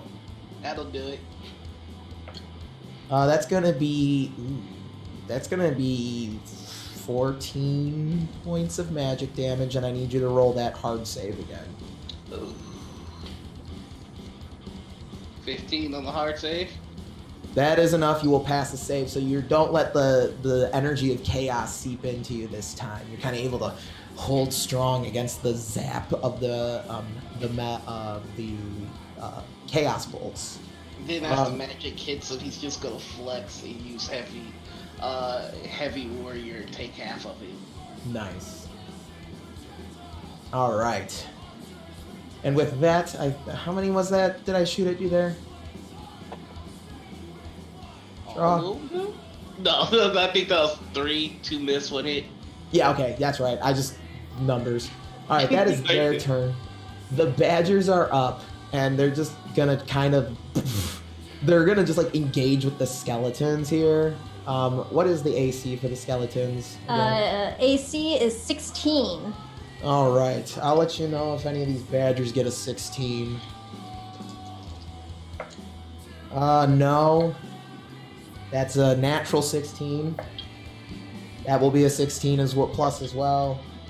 And that will not be. So 2 of them will hit, and they only do 2 damage a pop. Okay, the skeletons each have 6 HP, so they're all still up. All right. But maybe some more like pieces fall and they like start crumbling and like losing limbs a bit. Yeah, I like that. This other giant badger is going to kind of run forward and attempt to take Shaw on in a display of bravery. Shaw, does a 21 hit your AC at this point? It does not, because I'm fighting defensively. Yeah, so you kind of take your shield up and you're able to hold the badger off. What escalation die are we on right now? 1. Oh, okay, never mind. You good. And then these other badgers are just going to kind of back up into this corner here. And with that, the Thresh Badger Lord is up. Oh, and it was going to move its lantern here. That's right, it does that when the escalation die does that. Alright, so it's going to use a special ability called Chaos Spores. That is a 19 versus everyone's PD. Yeah. Yeah, that hits. Yeah, that'll do it. Alright, you will take 3 ongoing damage. So at the beginning of your turn, you will take 3 damage, and it takes 2 saves to end. So. Okay, do we take any damage now initially, or is it just at our turn? At the beginning of your turn, it's like taking a poison effect. So the lantern is like made out of like gnarled wood, and it has like little glowing mushrooms on the top of it. It begins seeping out this like sickly green that's like similar to the sap, but like if it was a mist or like a cloud. And you can just definitely tell it makes the skin bubble a little bit. It's not a very pleasant thing to be breathing in. And with that, Constance, you are up. You take 3 damage. Yeah. Seeing as all of the nearby badgers are preoccupied, Constance is going to use her action to dash and get to the purpley zone. Alright, and roll me a save. Just a hard D20. Okay. 19. Alright, you have 1 more save to go, and then you'll be unpoisoned. Then I'll be there.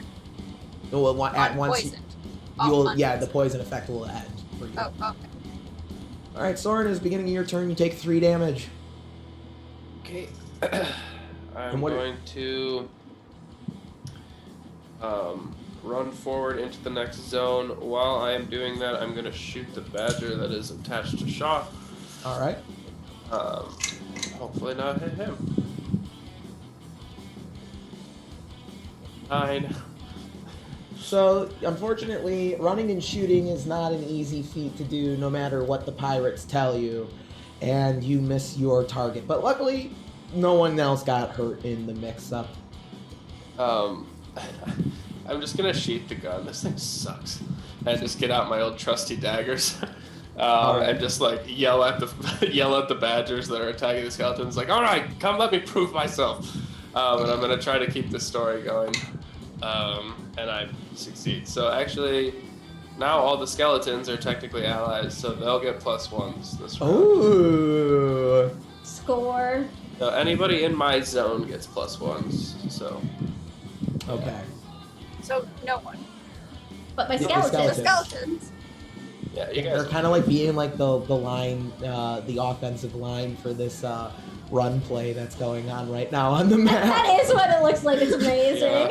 Fucking Shaw looks like the tight end over here holding his own. I'm just downfield by myself. I'm the running back.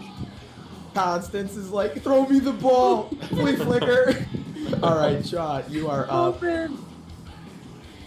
Alright, first things first, I gotta kill this little critter right in front of me, so let's Sure go do. ahead and make that happen. We just gonna do basic hiya. Am I still getting that +1 from you, Shaw? I mean, from your, wow, I am a very confused individual. Sorry. No, not until you get to my zone, so no. Oh, that's okay.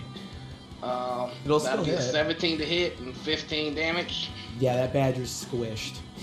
Now I'd like to move over to this here thresh lantern, because I got a problem with it. All right. Now, I'm gonna assume this is something that one can't hit with a sword. I am wondering if this is something that one could perhaps burn with It is some made fire. of wood. Yeah, you know how it goes, and it's stronger this time because I leveled up. So I do need to attack its PD. Okay. So I'm just gonna use the same stats as my sword. Yeah, that's fair. That's like how the game's designed anyway. So 23 to hit that some bitch's PD. Yeah, that son bitch is that son bitch is definitely taking the hit.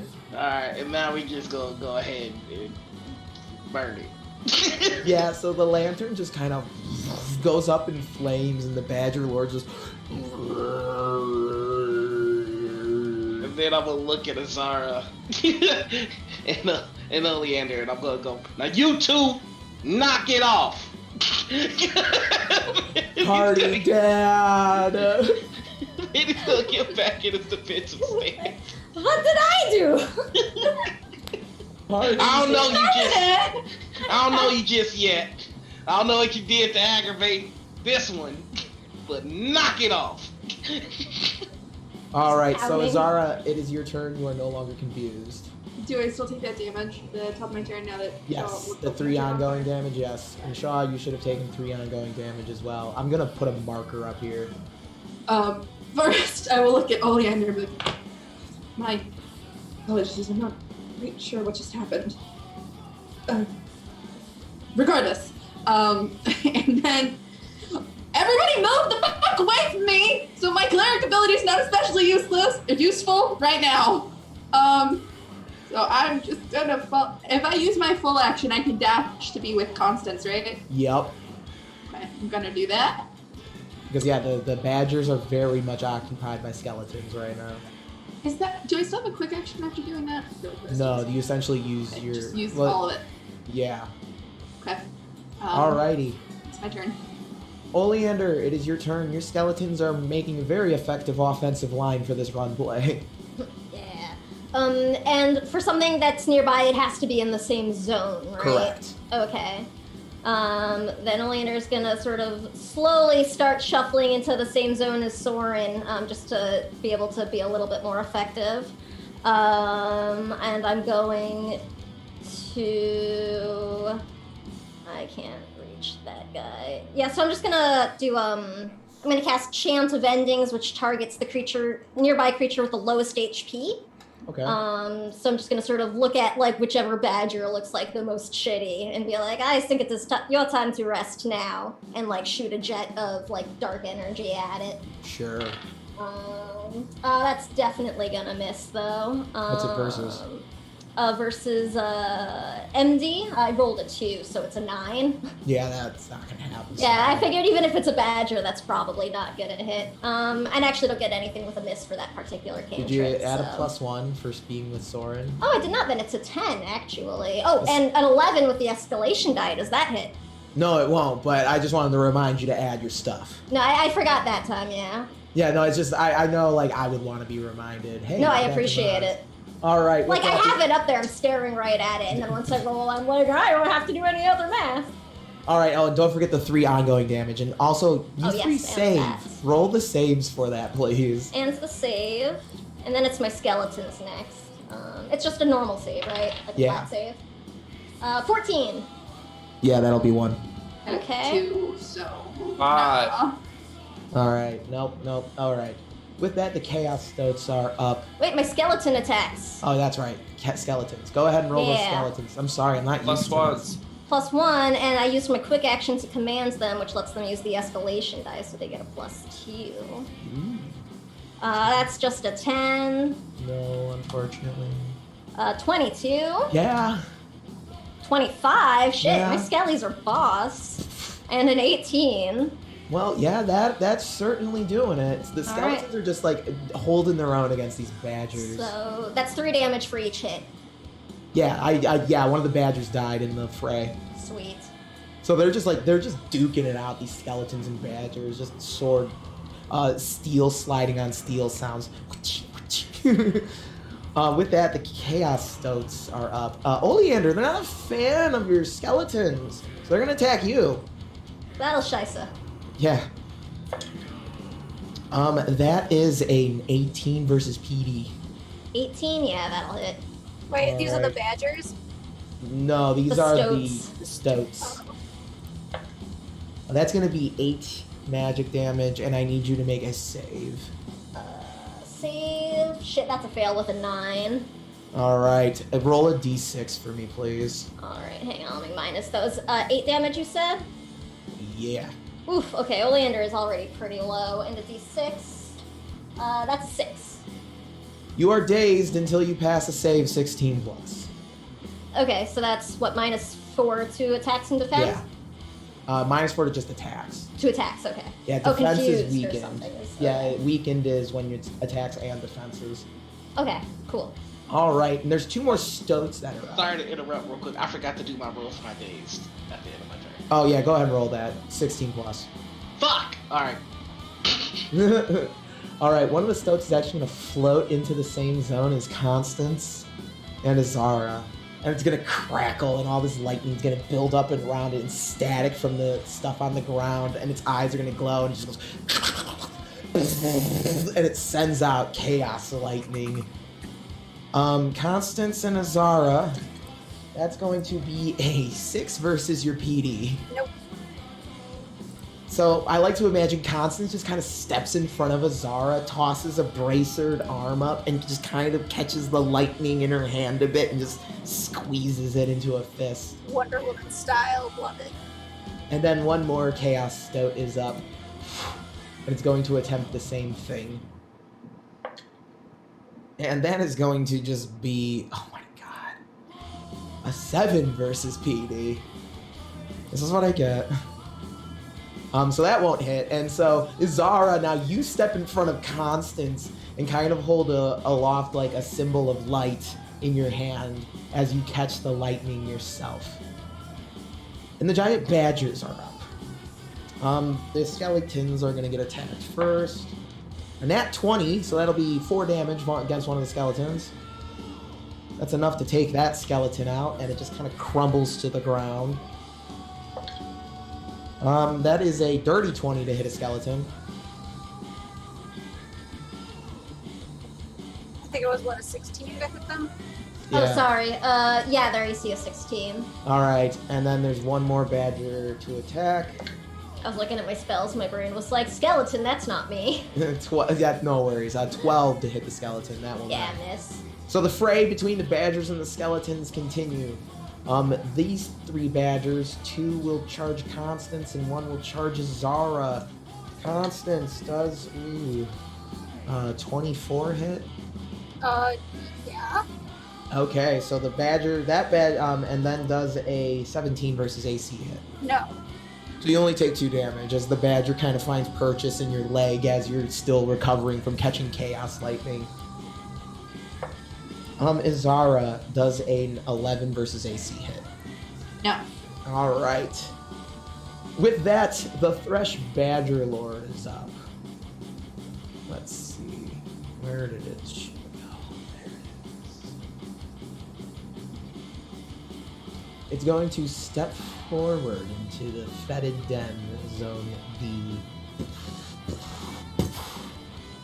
And then it's going to cast Chaos Dissonance at Soren.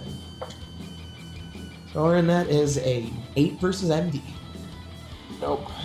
So you feel this creature try and take hold of your mind, but you're able to battle back this tortured being made up of the souls of animals caught up in some sort of chaos. Constance, it is your turn. Alright, well, I was gonna go for the badgers, but now I want to go for the stoats, because they seem like a bigger threat, so I'm gonna waste another snipe, probably. Okay. Oh, maybe not. It's 15 plus numbers. That'll hit, yeah, that'll hit. 25. Yeah, that'll hit. Yeah. Okay. 9 and 3, 12 damage. Alright, you said you were going for one of the stouts? Yeah, the one just closest to me. Yep, you just Dope. you just kind of smack that stout into the ground with That your... didn't count as a mook, did it? No, but you're engaged with the badger. Okay. And the badgers are mooks. Yeah. Okay. Kind of. That's how I've been running them. Alright, but I think that's all I can do. Okay. Let's see, what can I am actually gonna lay on hands myself, because I can do that as a quick action. Just like give myself a quick pat on the back. You're doing great, Constance. It is okay, continue forward. Alright, Soren, it is your turn. Brilliant. I'm running towards this stupid Thresh Lord guy. Alright. Can I just dash into his zone? Sure, you can do that. Sick. I'm just gonna stand there with my book out and Are look you ending mad. your turn there? Yeah.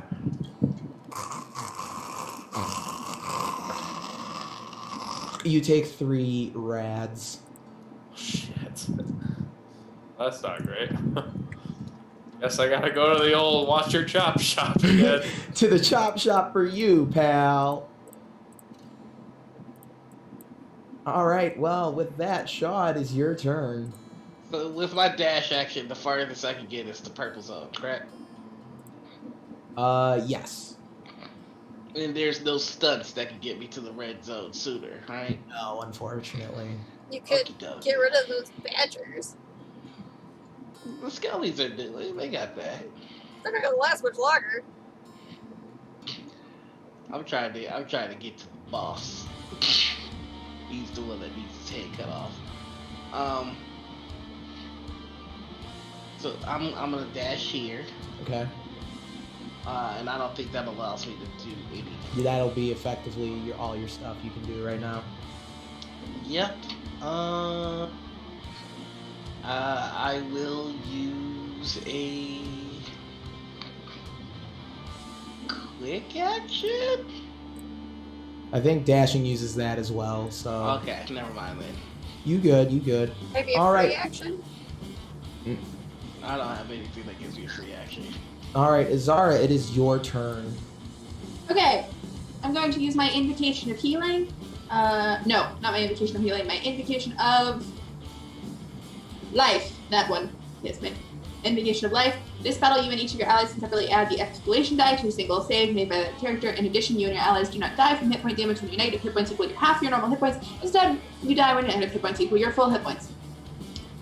And then I'm going to Javelin of Faith the Badger, I guess. Alrighty.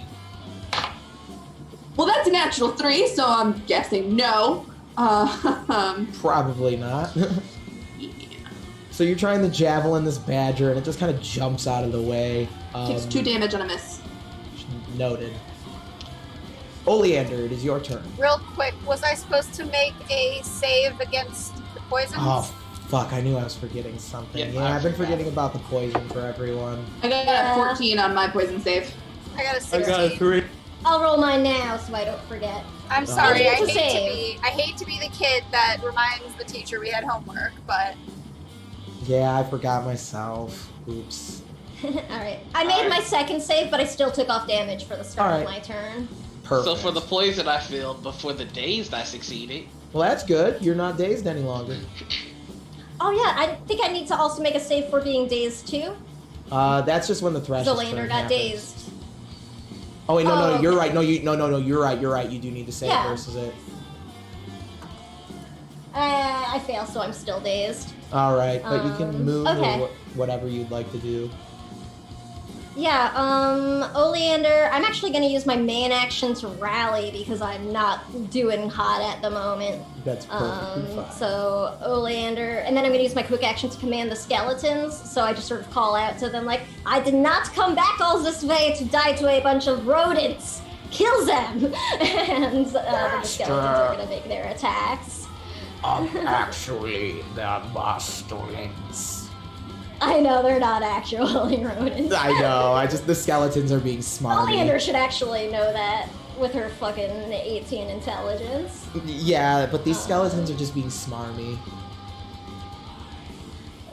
See, so I use my quick action so I get to have the escalation die, and the story is still sustained, right? So... And this is the skeletons attacking, not me, so they're not dazed. Ha! I'm not close enough to you, though. Oh, it's not still in effect once you leave? Okay. So first one is a 22. Shit, yeah. An 18, and then I only have one skelly How much left. damage do they deal? 3? 3 each, and the Okay. last is a 12. All right, so you'll still get you'll get the kill on one of the badgers for sure, and half another one with the skeletons. These skeletons are just making Sweet. short work of these badgers, slicing and dicing and. Oh, when I lost a skeleton the other turn, so it actually should have dealt some damage to the Oh. surrounding. Oh really? Only 2. It only deals my level. Oh okay, so it's not enough to kill a But badger, there- but it brings it closer. Yeah. And like narratively it might matter, I guess, because when that happens, the skeletons sort of like shatter in like a burst of golden radiant energy, and they deal holy damage to the badgers also, if that matters. That does matter. Doesn't matter for the badgers, but it's cool as fuck to remember. Yeah. With that, the chaos stoats are up. The escalation die will go up to tree. You know, Izara, this chaos stoat, not a fan. Not a fan. So you're gonna get a chaos arc, and that's only a 8 versus PD. No. So the One arc moment. goes flying by you. Soren, this stoat is going to try and attack you with a chaos arc. That's a nat 20 versus PD. So like you're in this zone and you're just feeling the rad seeping into you, I guess, if that's a thing. You're gonna take 11 points of magic damage, and I'm gonna need you to save.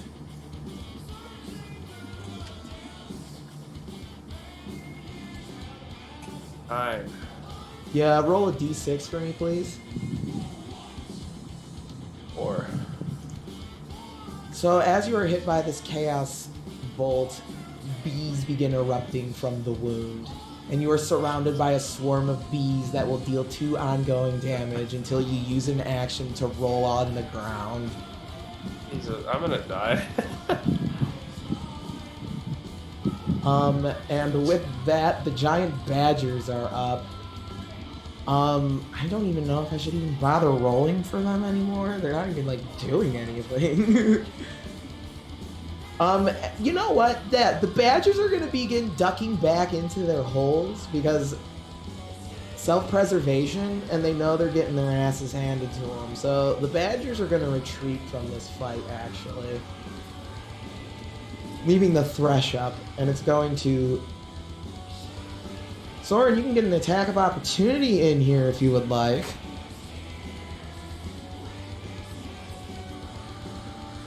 18. That will hit.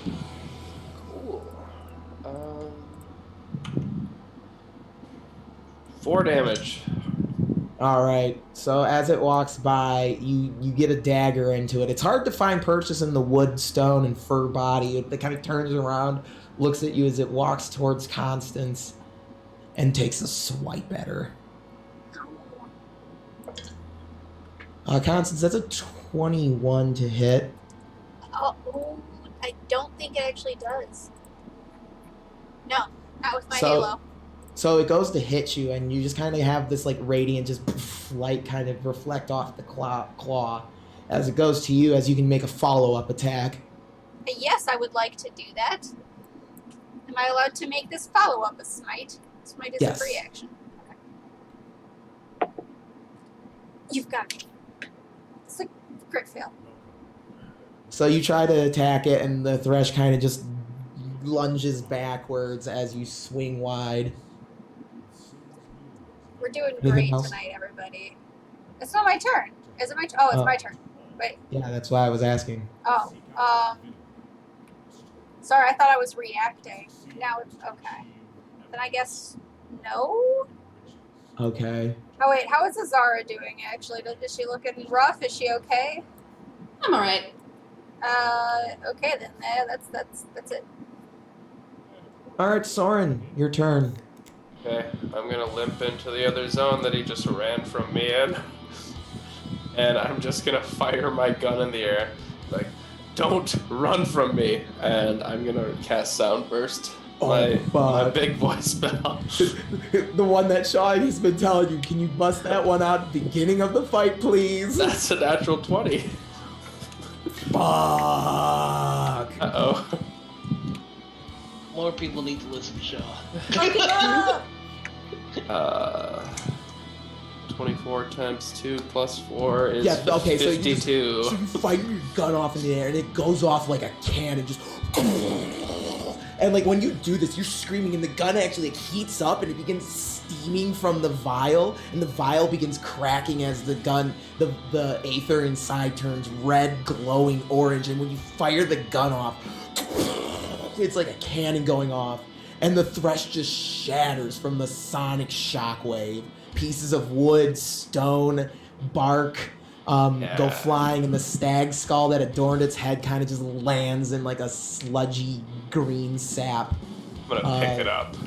Also, yeah. it kills the stoat too, I'm assuming. It's Just everything is dead in the area. it's 1d4 enemies, so, and I rolled a 2, so. Yeah, no, you're good. We're just gonna say you won because you just blew up the thresh. I'm All taking his head. Yeah, no, that was the intention. And with that, you stand victorious.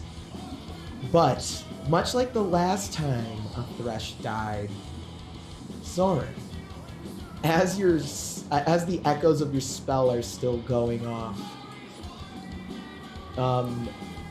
let's see. You are amongst the brush of a wilderness similar to this one, but without the strange glowing sap. You are crawling through the brush, but it feels natural to you. You gaze into a small creek and see your reflection. You're a badger, and you live in a pristine wilderness. Your dens are nestled cozily along the creek, and you're looking for your family's nest. The moon glows brightly, and a rather bewitching figure descends, stepping down invisible stairs from a beam of moonlight.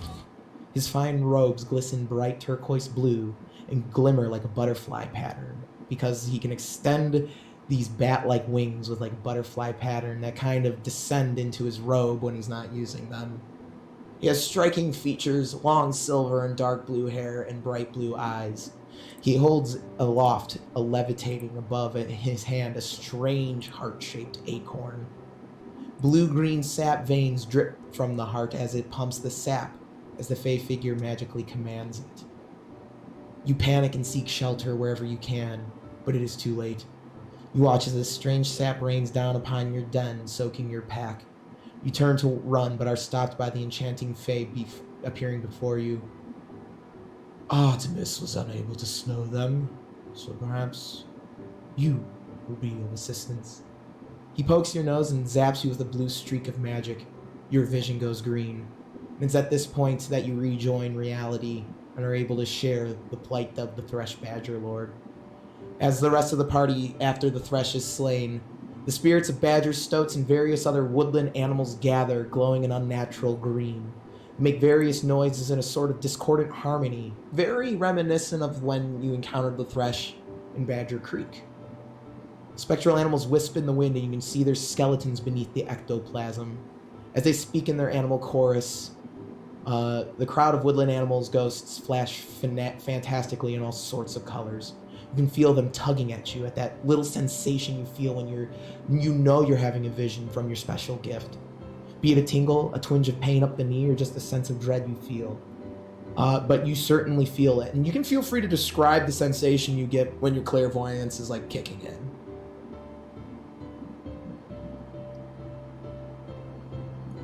Anyone, or just me? Anyone, really. Yeah, no, this is the whole group now. Oh, sorry, I thought it was just Soren still. Yeah, I thought it was Sorry. just his vision. I think for Nazara, her clairvoyance doesn't so much like activate and go dormant, as there's just like always a constant stream sort of Okay. information at the back of her mind. It's, you know, your own internal narrative. It's like she just kind of has a second one just babbling away back Yeah, there. and the animals can hear that one, it seems, and they can tug at that.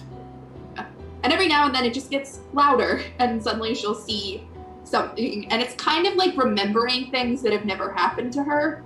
That's kind Okay. of how it feels. Yeah, I think for Soren, he kind of almost sees the alternate reality around him, kind of Okay. like looking into like a different veil or something. Okay.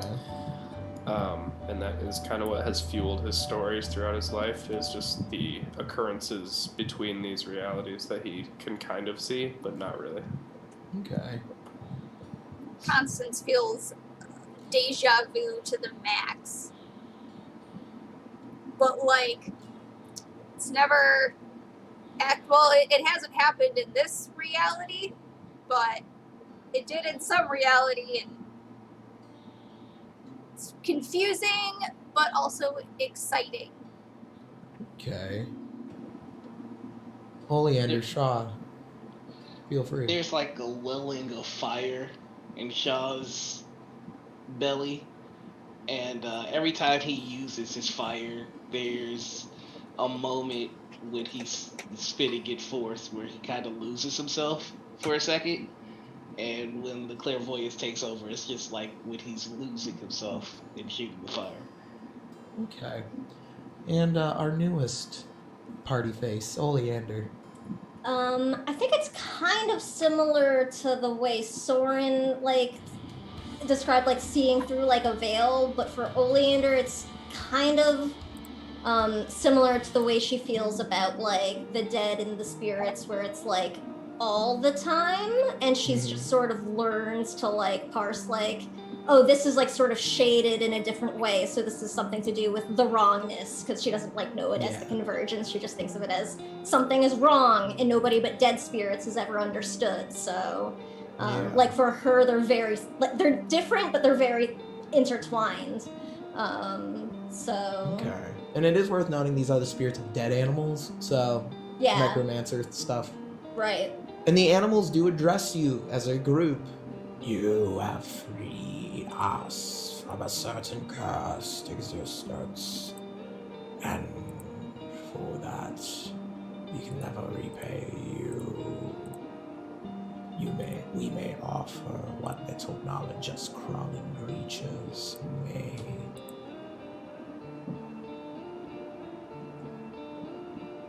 Only Soren saw the vision Yeah, of the like what badgers. happens. Okay. Yeah. I'm like trying to think of what I might want to ask. I'm sorry for what happened to you. I was able to see through your eyes for a while, but do you know where that figure is now? The strange one. The moon Alpha. He took the strange nuts with him over past the valley, dripping glow water. The glow water hurts and curses.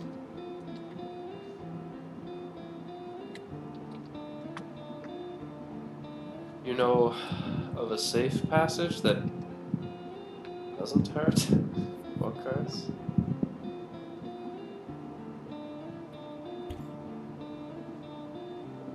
There is no safe passage from what you seek. If you seek the moon, Alpha, and the not. But... And the animals kind of like snicker and chitter amongst themselves. Us Thresh are also powerful in magic. You will find the strange knot's powers are indeed great.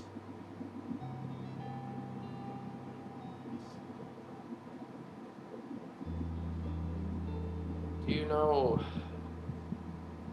Never mind, that's more a question for my friends. Friends, I mean, feel free to ask these this creature any questions you have. I saw that it was cursed by who, after hearing them say the moon alpha, we have to assume we know who that is at this point. And I did see the Heart Acorn, and it did look like a chaos heart to some extent. I mean, we were told that the Moonlight King is in possession of the Heart Acorn, so it makes sense why he would feel the desire to create a Thresh just beyond me. Does anyone have any idea what he was attempting to accomplish? He said it was to slow us down in my vision. Indeed, the Moon Alpha mentioned walkers on the tree legs. They had a long, unsayable word for them, but we are not smart enough to say the words of Moon Alpha.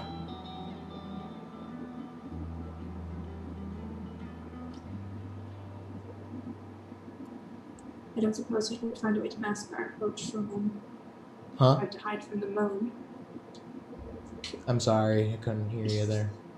Sorry, I don't suppose we could find a way to hide our presence from them. It's a bit hard to hide from the moon. Yes, but... We could go during the day. I mean, that's true, but actually, I don't know. Can the Moonlight King just like observe anywhere there is moonlight? I don't know. Do you? No, I know. Chris. Can you just observe wherever there's moonlight? I don't know. Oh my god, He has command over you're not creatures. helpful. You could ask the creatures. Okay, I will do that.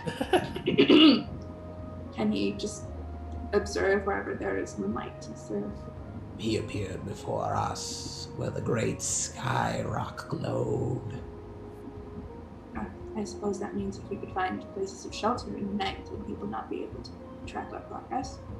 But he is cursed now. He will not be finding anybody. Cursed. Yes. For he wanted to harm woodland creatures. He shall crawl as a woodland creature. Appropriate. Was it you who made that curse? We did not originate the curse, no, but we helped it along for certain. If you did not originate the curse, then who did? Powerful old magic. Your cloak stinks of it. Yes, sir.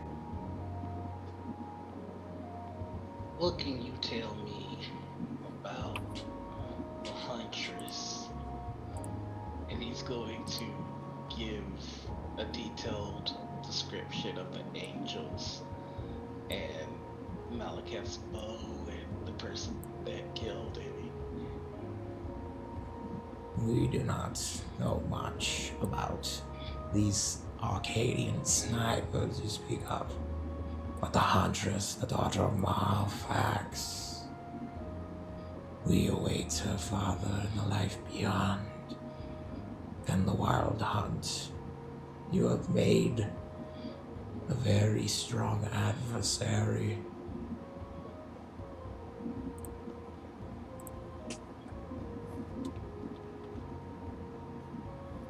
Do you know how to kill him? We do not know. We are merely the spirits of animals, and our spirits will be hunted across the plains of Elysium. Not a good lie for you, I don't think. We have Oku to protect us. The Malfax granted us this second life to begin with.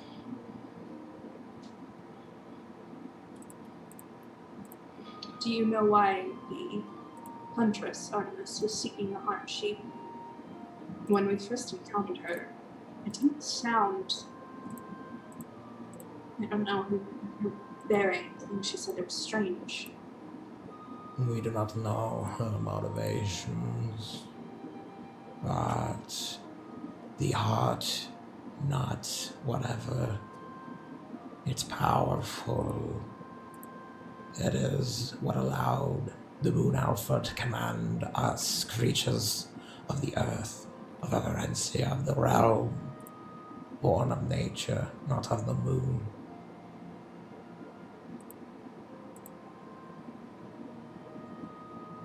Let's see. Well, unless anyone else has anything to add. Yeah, thank you for your assistance. I wish you a peaceful rest. The spirits begin kind of like reaching out towards Oleander. You can free us.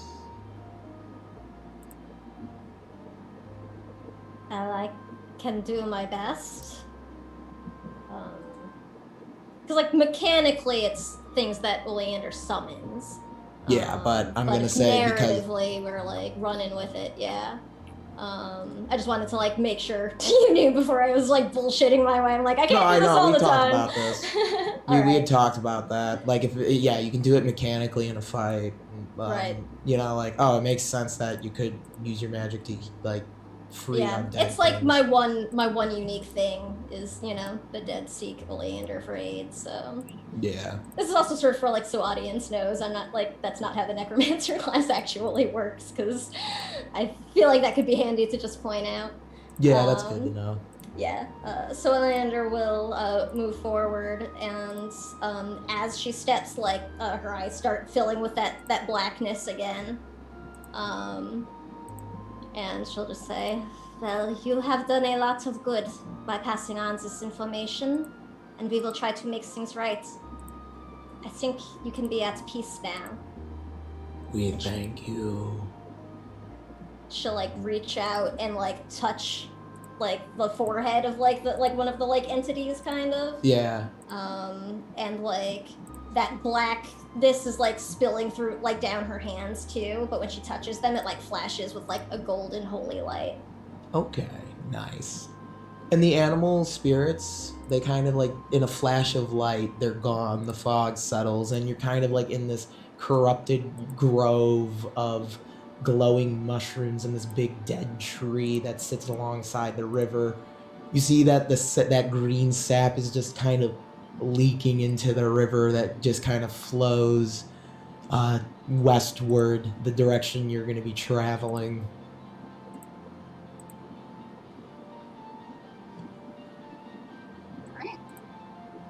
Well, I could do this a little bit of a breezer and a rest. I don't know about you. And she sort of, like, looks down at herself and waves her hands to prestidigitation, her outfit all clean. Priorities. Obviously. Yeah. Then she whistles to have Ida come back.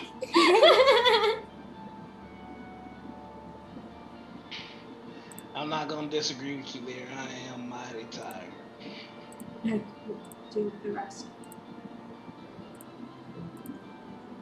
All right. Soren, you appear to be glowing a little bit, my friend. Fucking mad. I missed so many shots with my new gun. And then the one I point in the air and yell with that I'm not even trying to hit ends up killing the beast. Well, at least it's dead. Yeah, whatever. I'll find it. Go ahead. I was going to say, if it makes you feel any better, I could not tell it was an accident until just now, so... Well, no, thanks. Don't worry about the glowing. I'll find another friend in town, I'm sure, no matter where we go. Alright. So, Soren, you did take the Thresh's Badger Lord skull. So, there's an item entry. This is the Thresh skull can be brought to an enchanter, runesmith, artificer, scheme priest, or specialized armorer. The skull is used in the making of a special hood utilizing the stag's skull, painted with enchanted patterns. The hood itself is interwoven with thorny, bright red flowers known as Grimheart. These flowers are said to grow in the grave gardens of Kazov, the realm of the shades of the dead, home to Gol, god of the dead, justice, time, and cycles. Carrying the skull is impressive to other adventurers and monster hunters. Whichever character carries the skull can gain a sense of magic from it. And here is an entry. Born of anguish and chaos magics, with a K, Threshes tend to crop up wherever chaos shows itself within the natural world. The poor animal spirits trapped within just want to be released to pass on, but the body of the Thresh maintains their presence, continuing in our realm for some sort of purpose. Threshes are dangerous and should only be handled by experienced adventurers, not rookies. Oh. Not only are they physically imposing, but they also have command over various parts of nature. Most find their bodies of wood and fur burn easily. And that is from Calvor's Guide to Fey Creatures, Volume 5, 3rd edition, with foreword by Lady Rosalind. Anyway, you go to rest. The Fey Creatures. Now please read it in the accent. Oh god, I don't think I could do that. Abby can do it. Shaw, you finally catch them Z's, do you? Yeah, I'm catching the thieves. And it's an ugly sleep too. Oh boy.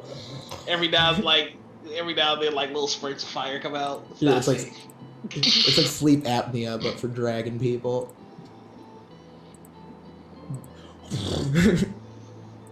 So in this dream, you are not yourself, nor are you the dragon you have had the visions of being before.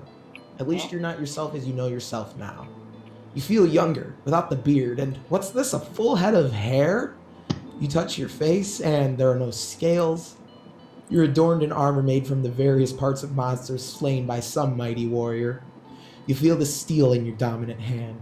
It's not a sword you are familiar with, but it sure feels good to hold. The shield weighing on your offhand is not stagthorn, but rather a kite shield adorned with a silver gauntleted wrist. The wrist begins to glow as you hear the bushes around you rustle. You find yourself surrounded by draconian dragon spawn with crimson scales. These are like dragonborn people. They brandish spike weapons and charge you. So you can describe how young Shaw thrashes these servants of the dragon tyrant. I'd imagine he'd be extraordinarily cocky. So it's just, all right, like it's only a few of them. He puts down the shield and just goes saddle with just his sword. Perfect. And like part of it is just like out wrestling people, and then the other one is like stylishly using his breath weapon like in people's faces. It's just gross. It's worth noting you don't have the breath weapon in this game. Never mind then. He's just like dispatching these people with ease with this one sword. I liked it, like holding them back with the hand and doing like a. So you finish off the last of these draconic fanatics. You look to the horizon, a great peak spewing black smoke taking over the image. You hear the shrieking roar, almost beckoning to you. And that's when the dream will end. Just gonna get up. That was different. And he's just gonna check and make sure he's got his breath left, because I feel like in the dream he would have tried and then was like, okay, I guess this ain't it. He's kind of messed up by that. What would he do? Like, just kind of, well, we're like camping outside, right? Yeah, you're just like camping in the wilderness. It's gonna be like, Constance. Constance! I'm awake! I'm sorry to wake you. It's okay. I had another one of them visions again. Was this another one where we were all animals? Because you told me that one yesterday. Oh no, that's just because I had really good pork. No, Oh. this one was different. I wasn't a dragon like I normally am. This time I was just a guy. But I wasn't like a guy like I'm a guy. I was a guy, but I was a different guy. Like I didn't even have any of this, and he points to the scales on his face. And I had a real sweet sword. Like I was just committing so much violence. Do you think that perhaps it was a memory? Well, shoot on. I didn't think of that. I thought it might have been like a vision, like, cause we're all like clairvoyant. Like, but I didn't think that. I thought I might have been. Well, I mean, it was definitely me. Like, was it a memory or was it just a dream? I didn't have pork.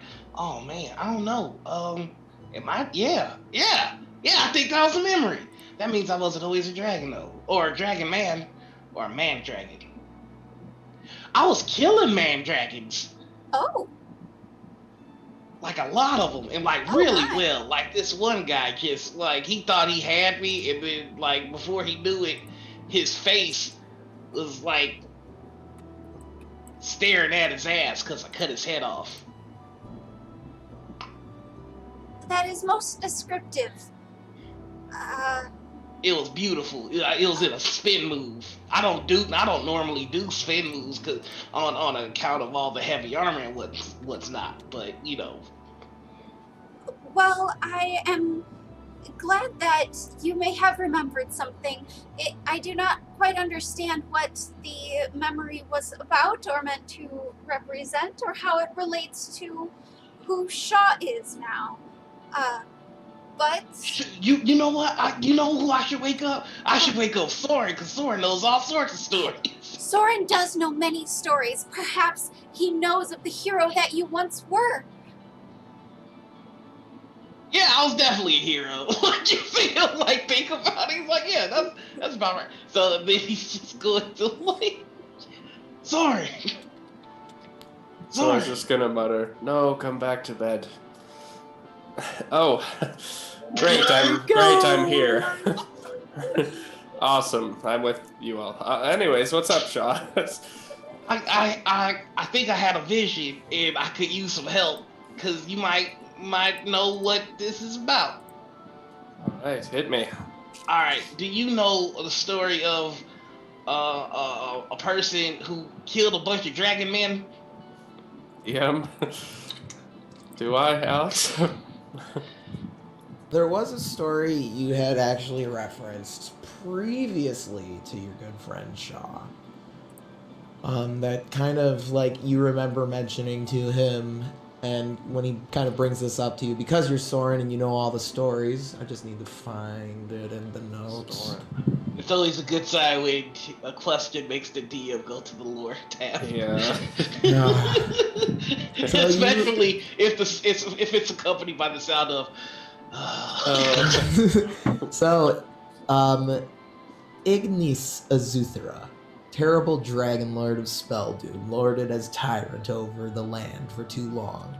That was until a man who did not share his name, where he was from, nor why he did what he did arrived. They simply know him as the Slayer. The Slayer made the perilous climb up the slopes of Mount Speldoom, the thunderous echoes of steel. Here, I'm going to send it so you can read it in Soren's voice, because that'll be cooler. Am I the fucking dude Slayer? And this is like the music playing in my head right now. Basically, it's written through the perspective of the people of Speldoom. Alright, so the Slayer made a perilous climb up the slopes of Mount Speldoom. Thunderous echoes of steel and furious draconic roars pierced the sky for 2 straight days. On the 3rd day, the side of Mount Speldoom collapsed in an explosion of violet fire. Violet? Is that supposed to say violent? I think Violet. So. I mean, violet fire would be beautiful. Honestly. I spilled some coffee on this page. And pyroclastic lightning. After the rubble cleared, the people of Speldoom came to see the result of the monumentous battle, curiosity getting the better of their fear. On the smoldering slope of the mountain lay only the bones of the mighty dragon.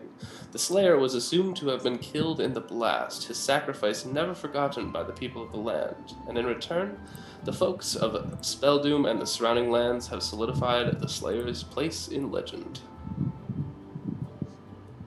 I mean, that's all it says, but were you going up the mountain, or were you, like, fighting down the mountain? I think that'll kind of give us a clue.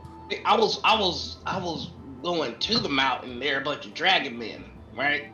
And this is the most important part. I had this really kick-ass shield, but I was like, I don't even need this kick-ass shield. And then I had this sweet-ass sword.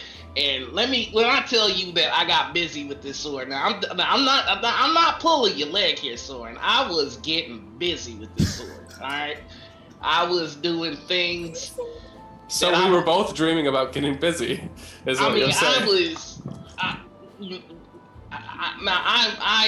I'm no stranger to committing acts of violence, but what this person in my vision did back was just poetry and bloodshed, and I aspire to commit such heinous acts against the anatomy of another person.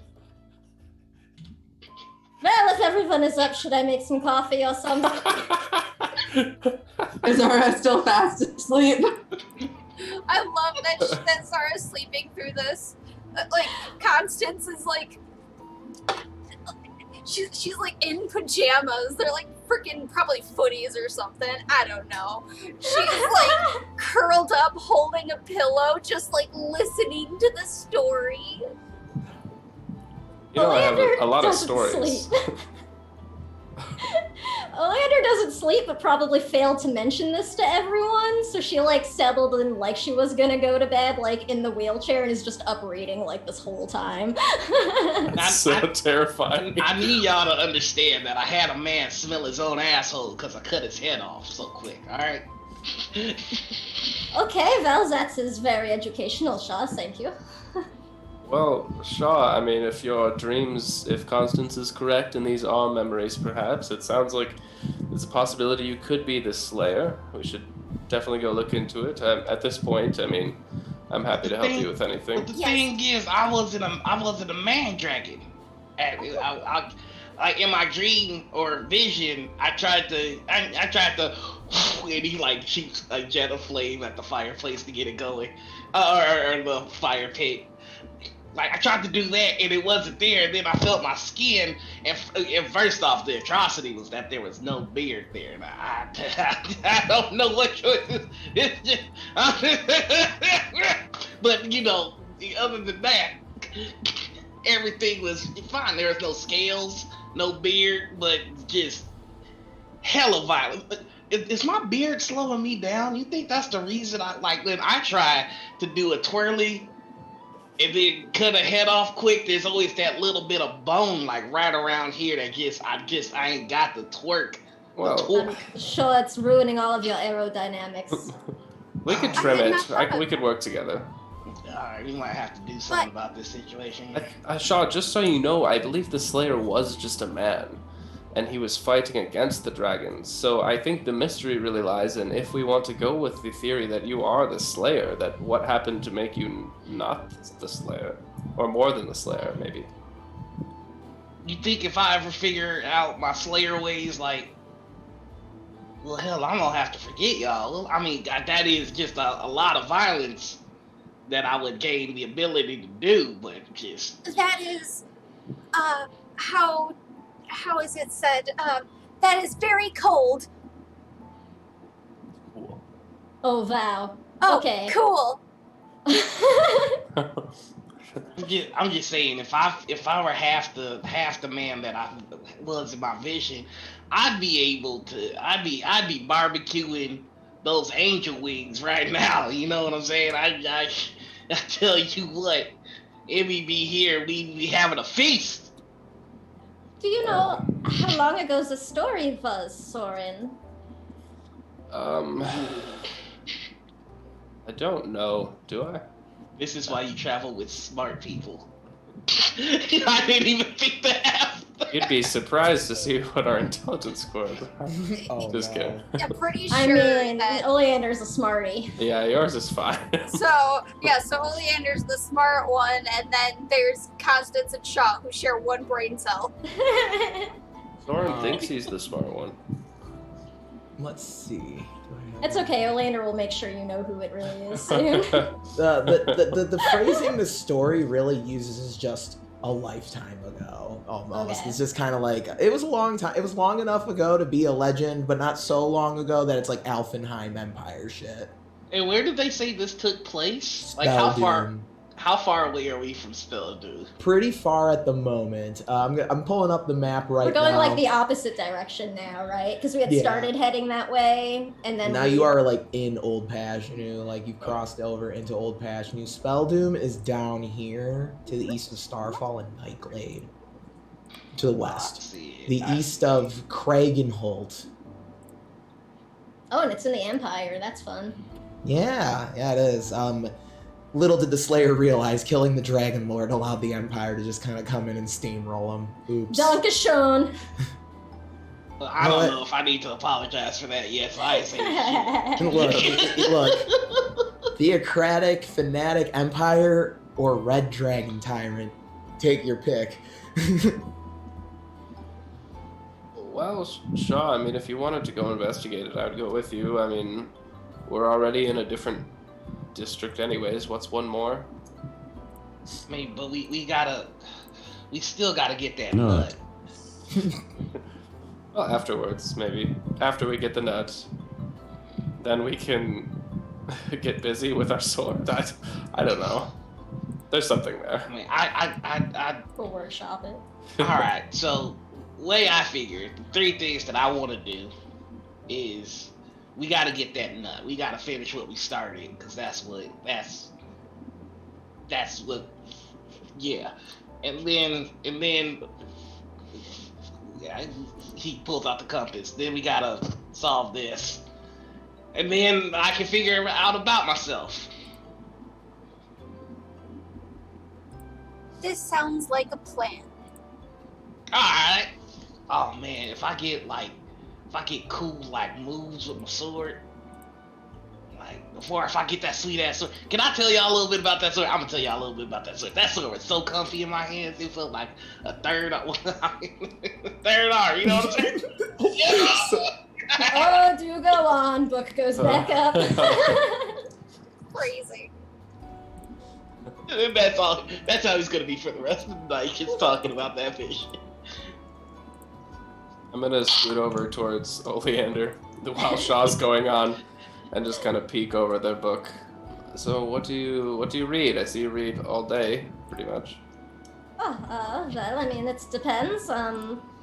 Right now, this is actually, just a, well, I'm trying to sharpen my wizardry skills a little bit. Earlier I was reading just a history about this area. I have not really been through here too much. I have many books in my bags if you're interested. Well, they look a little too non-fiction section for me, but I do generally prefer the more factual readings, but I do have some more lighter things if you would like. all right. Well, maybe if I run out. But anyways, thanks for joining us. I know it can't be easy to leave everything behind and do something new. Oh, well, it is honestly kind of nice to be out. Staying in one city pretty much your entire life is not the future I wanted to have anyway. So, really, I am glad to be out here and doing something helpful. So you were born there as well, then? Well, no. I was born over in Kia in the Empire, but moved to Rensrun when I was very young. All right. Well, beautiful place, the Empire. I'm sure you had a lovely time here with your gifts. Well, it is a place, that is true. The gifts may or may not be some of the reason I left. So, it is much better in Ergovel for sure. All right, well, we'll be back in Albion soon, probably, so don't worry about it too much. So where do you hail from, Soren? Well, I'm really a man of the land. Just kidding, I'm from Maywood. I'm a city boy. Oh, okay. So were you in Maywood until you joined these friends of yours? Yeah, I think I probably set out a few months before I made my way to where we met. I had a few things to sort out between me and myself before I was able to go on a long journey. And, stopped in a few towns. Part of the reason we were able to make relationships so quickly in Badger Creek is because I had a few acquaintances there and people I knew, so. Well, I'm sure that will be very useful while we travel around here still. It depends where we go. Well, it still must be good to have some friends in other places. Yes, unfortunately they're usually low places, but oh well. What can you do? Well, we must do the best with what we have, yeah? I suppose so. Alright, good night, I guess? Yeah, this is it. I must find some way to pass the time. I mean, it was one smooth stroke from butthole to forehead, I swear to God. I feel like Oleander and Soren have sort of the same oh my god moment. Soren just not too close to Oleander, but nearby, props himself up, cozies up to a tree and opens a book of his own, just comes up. I would say I think that's the perfect point to end tonight's session. The new character officially. Welcome to the Clairvoyants by Soren. Welcome to the Soren party. has been fully asleep this whole time. Amazing. Soren's just throwing pine cones at Azara every once in a while. So there was some chat amongst the group outside of the game about naming the Clairvoyants the Caravan. No. In honor of dear departed Emmy.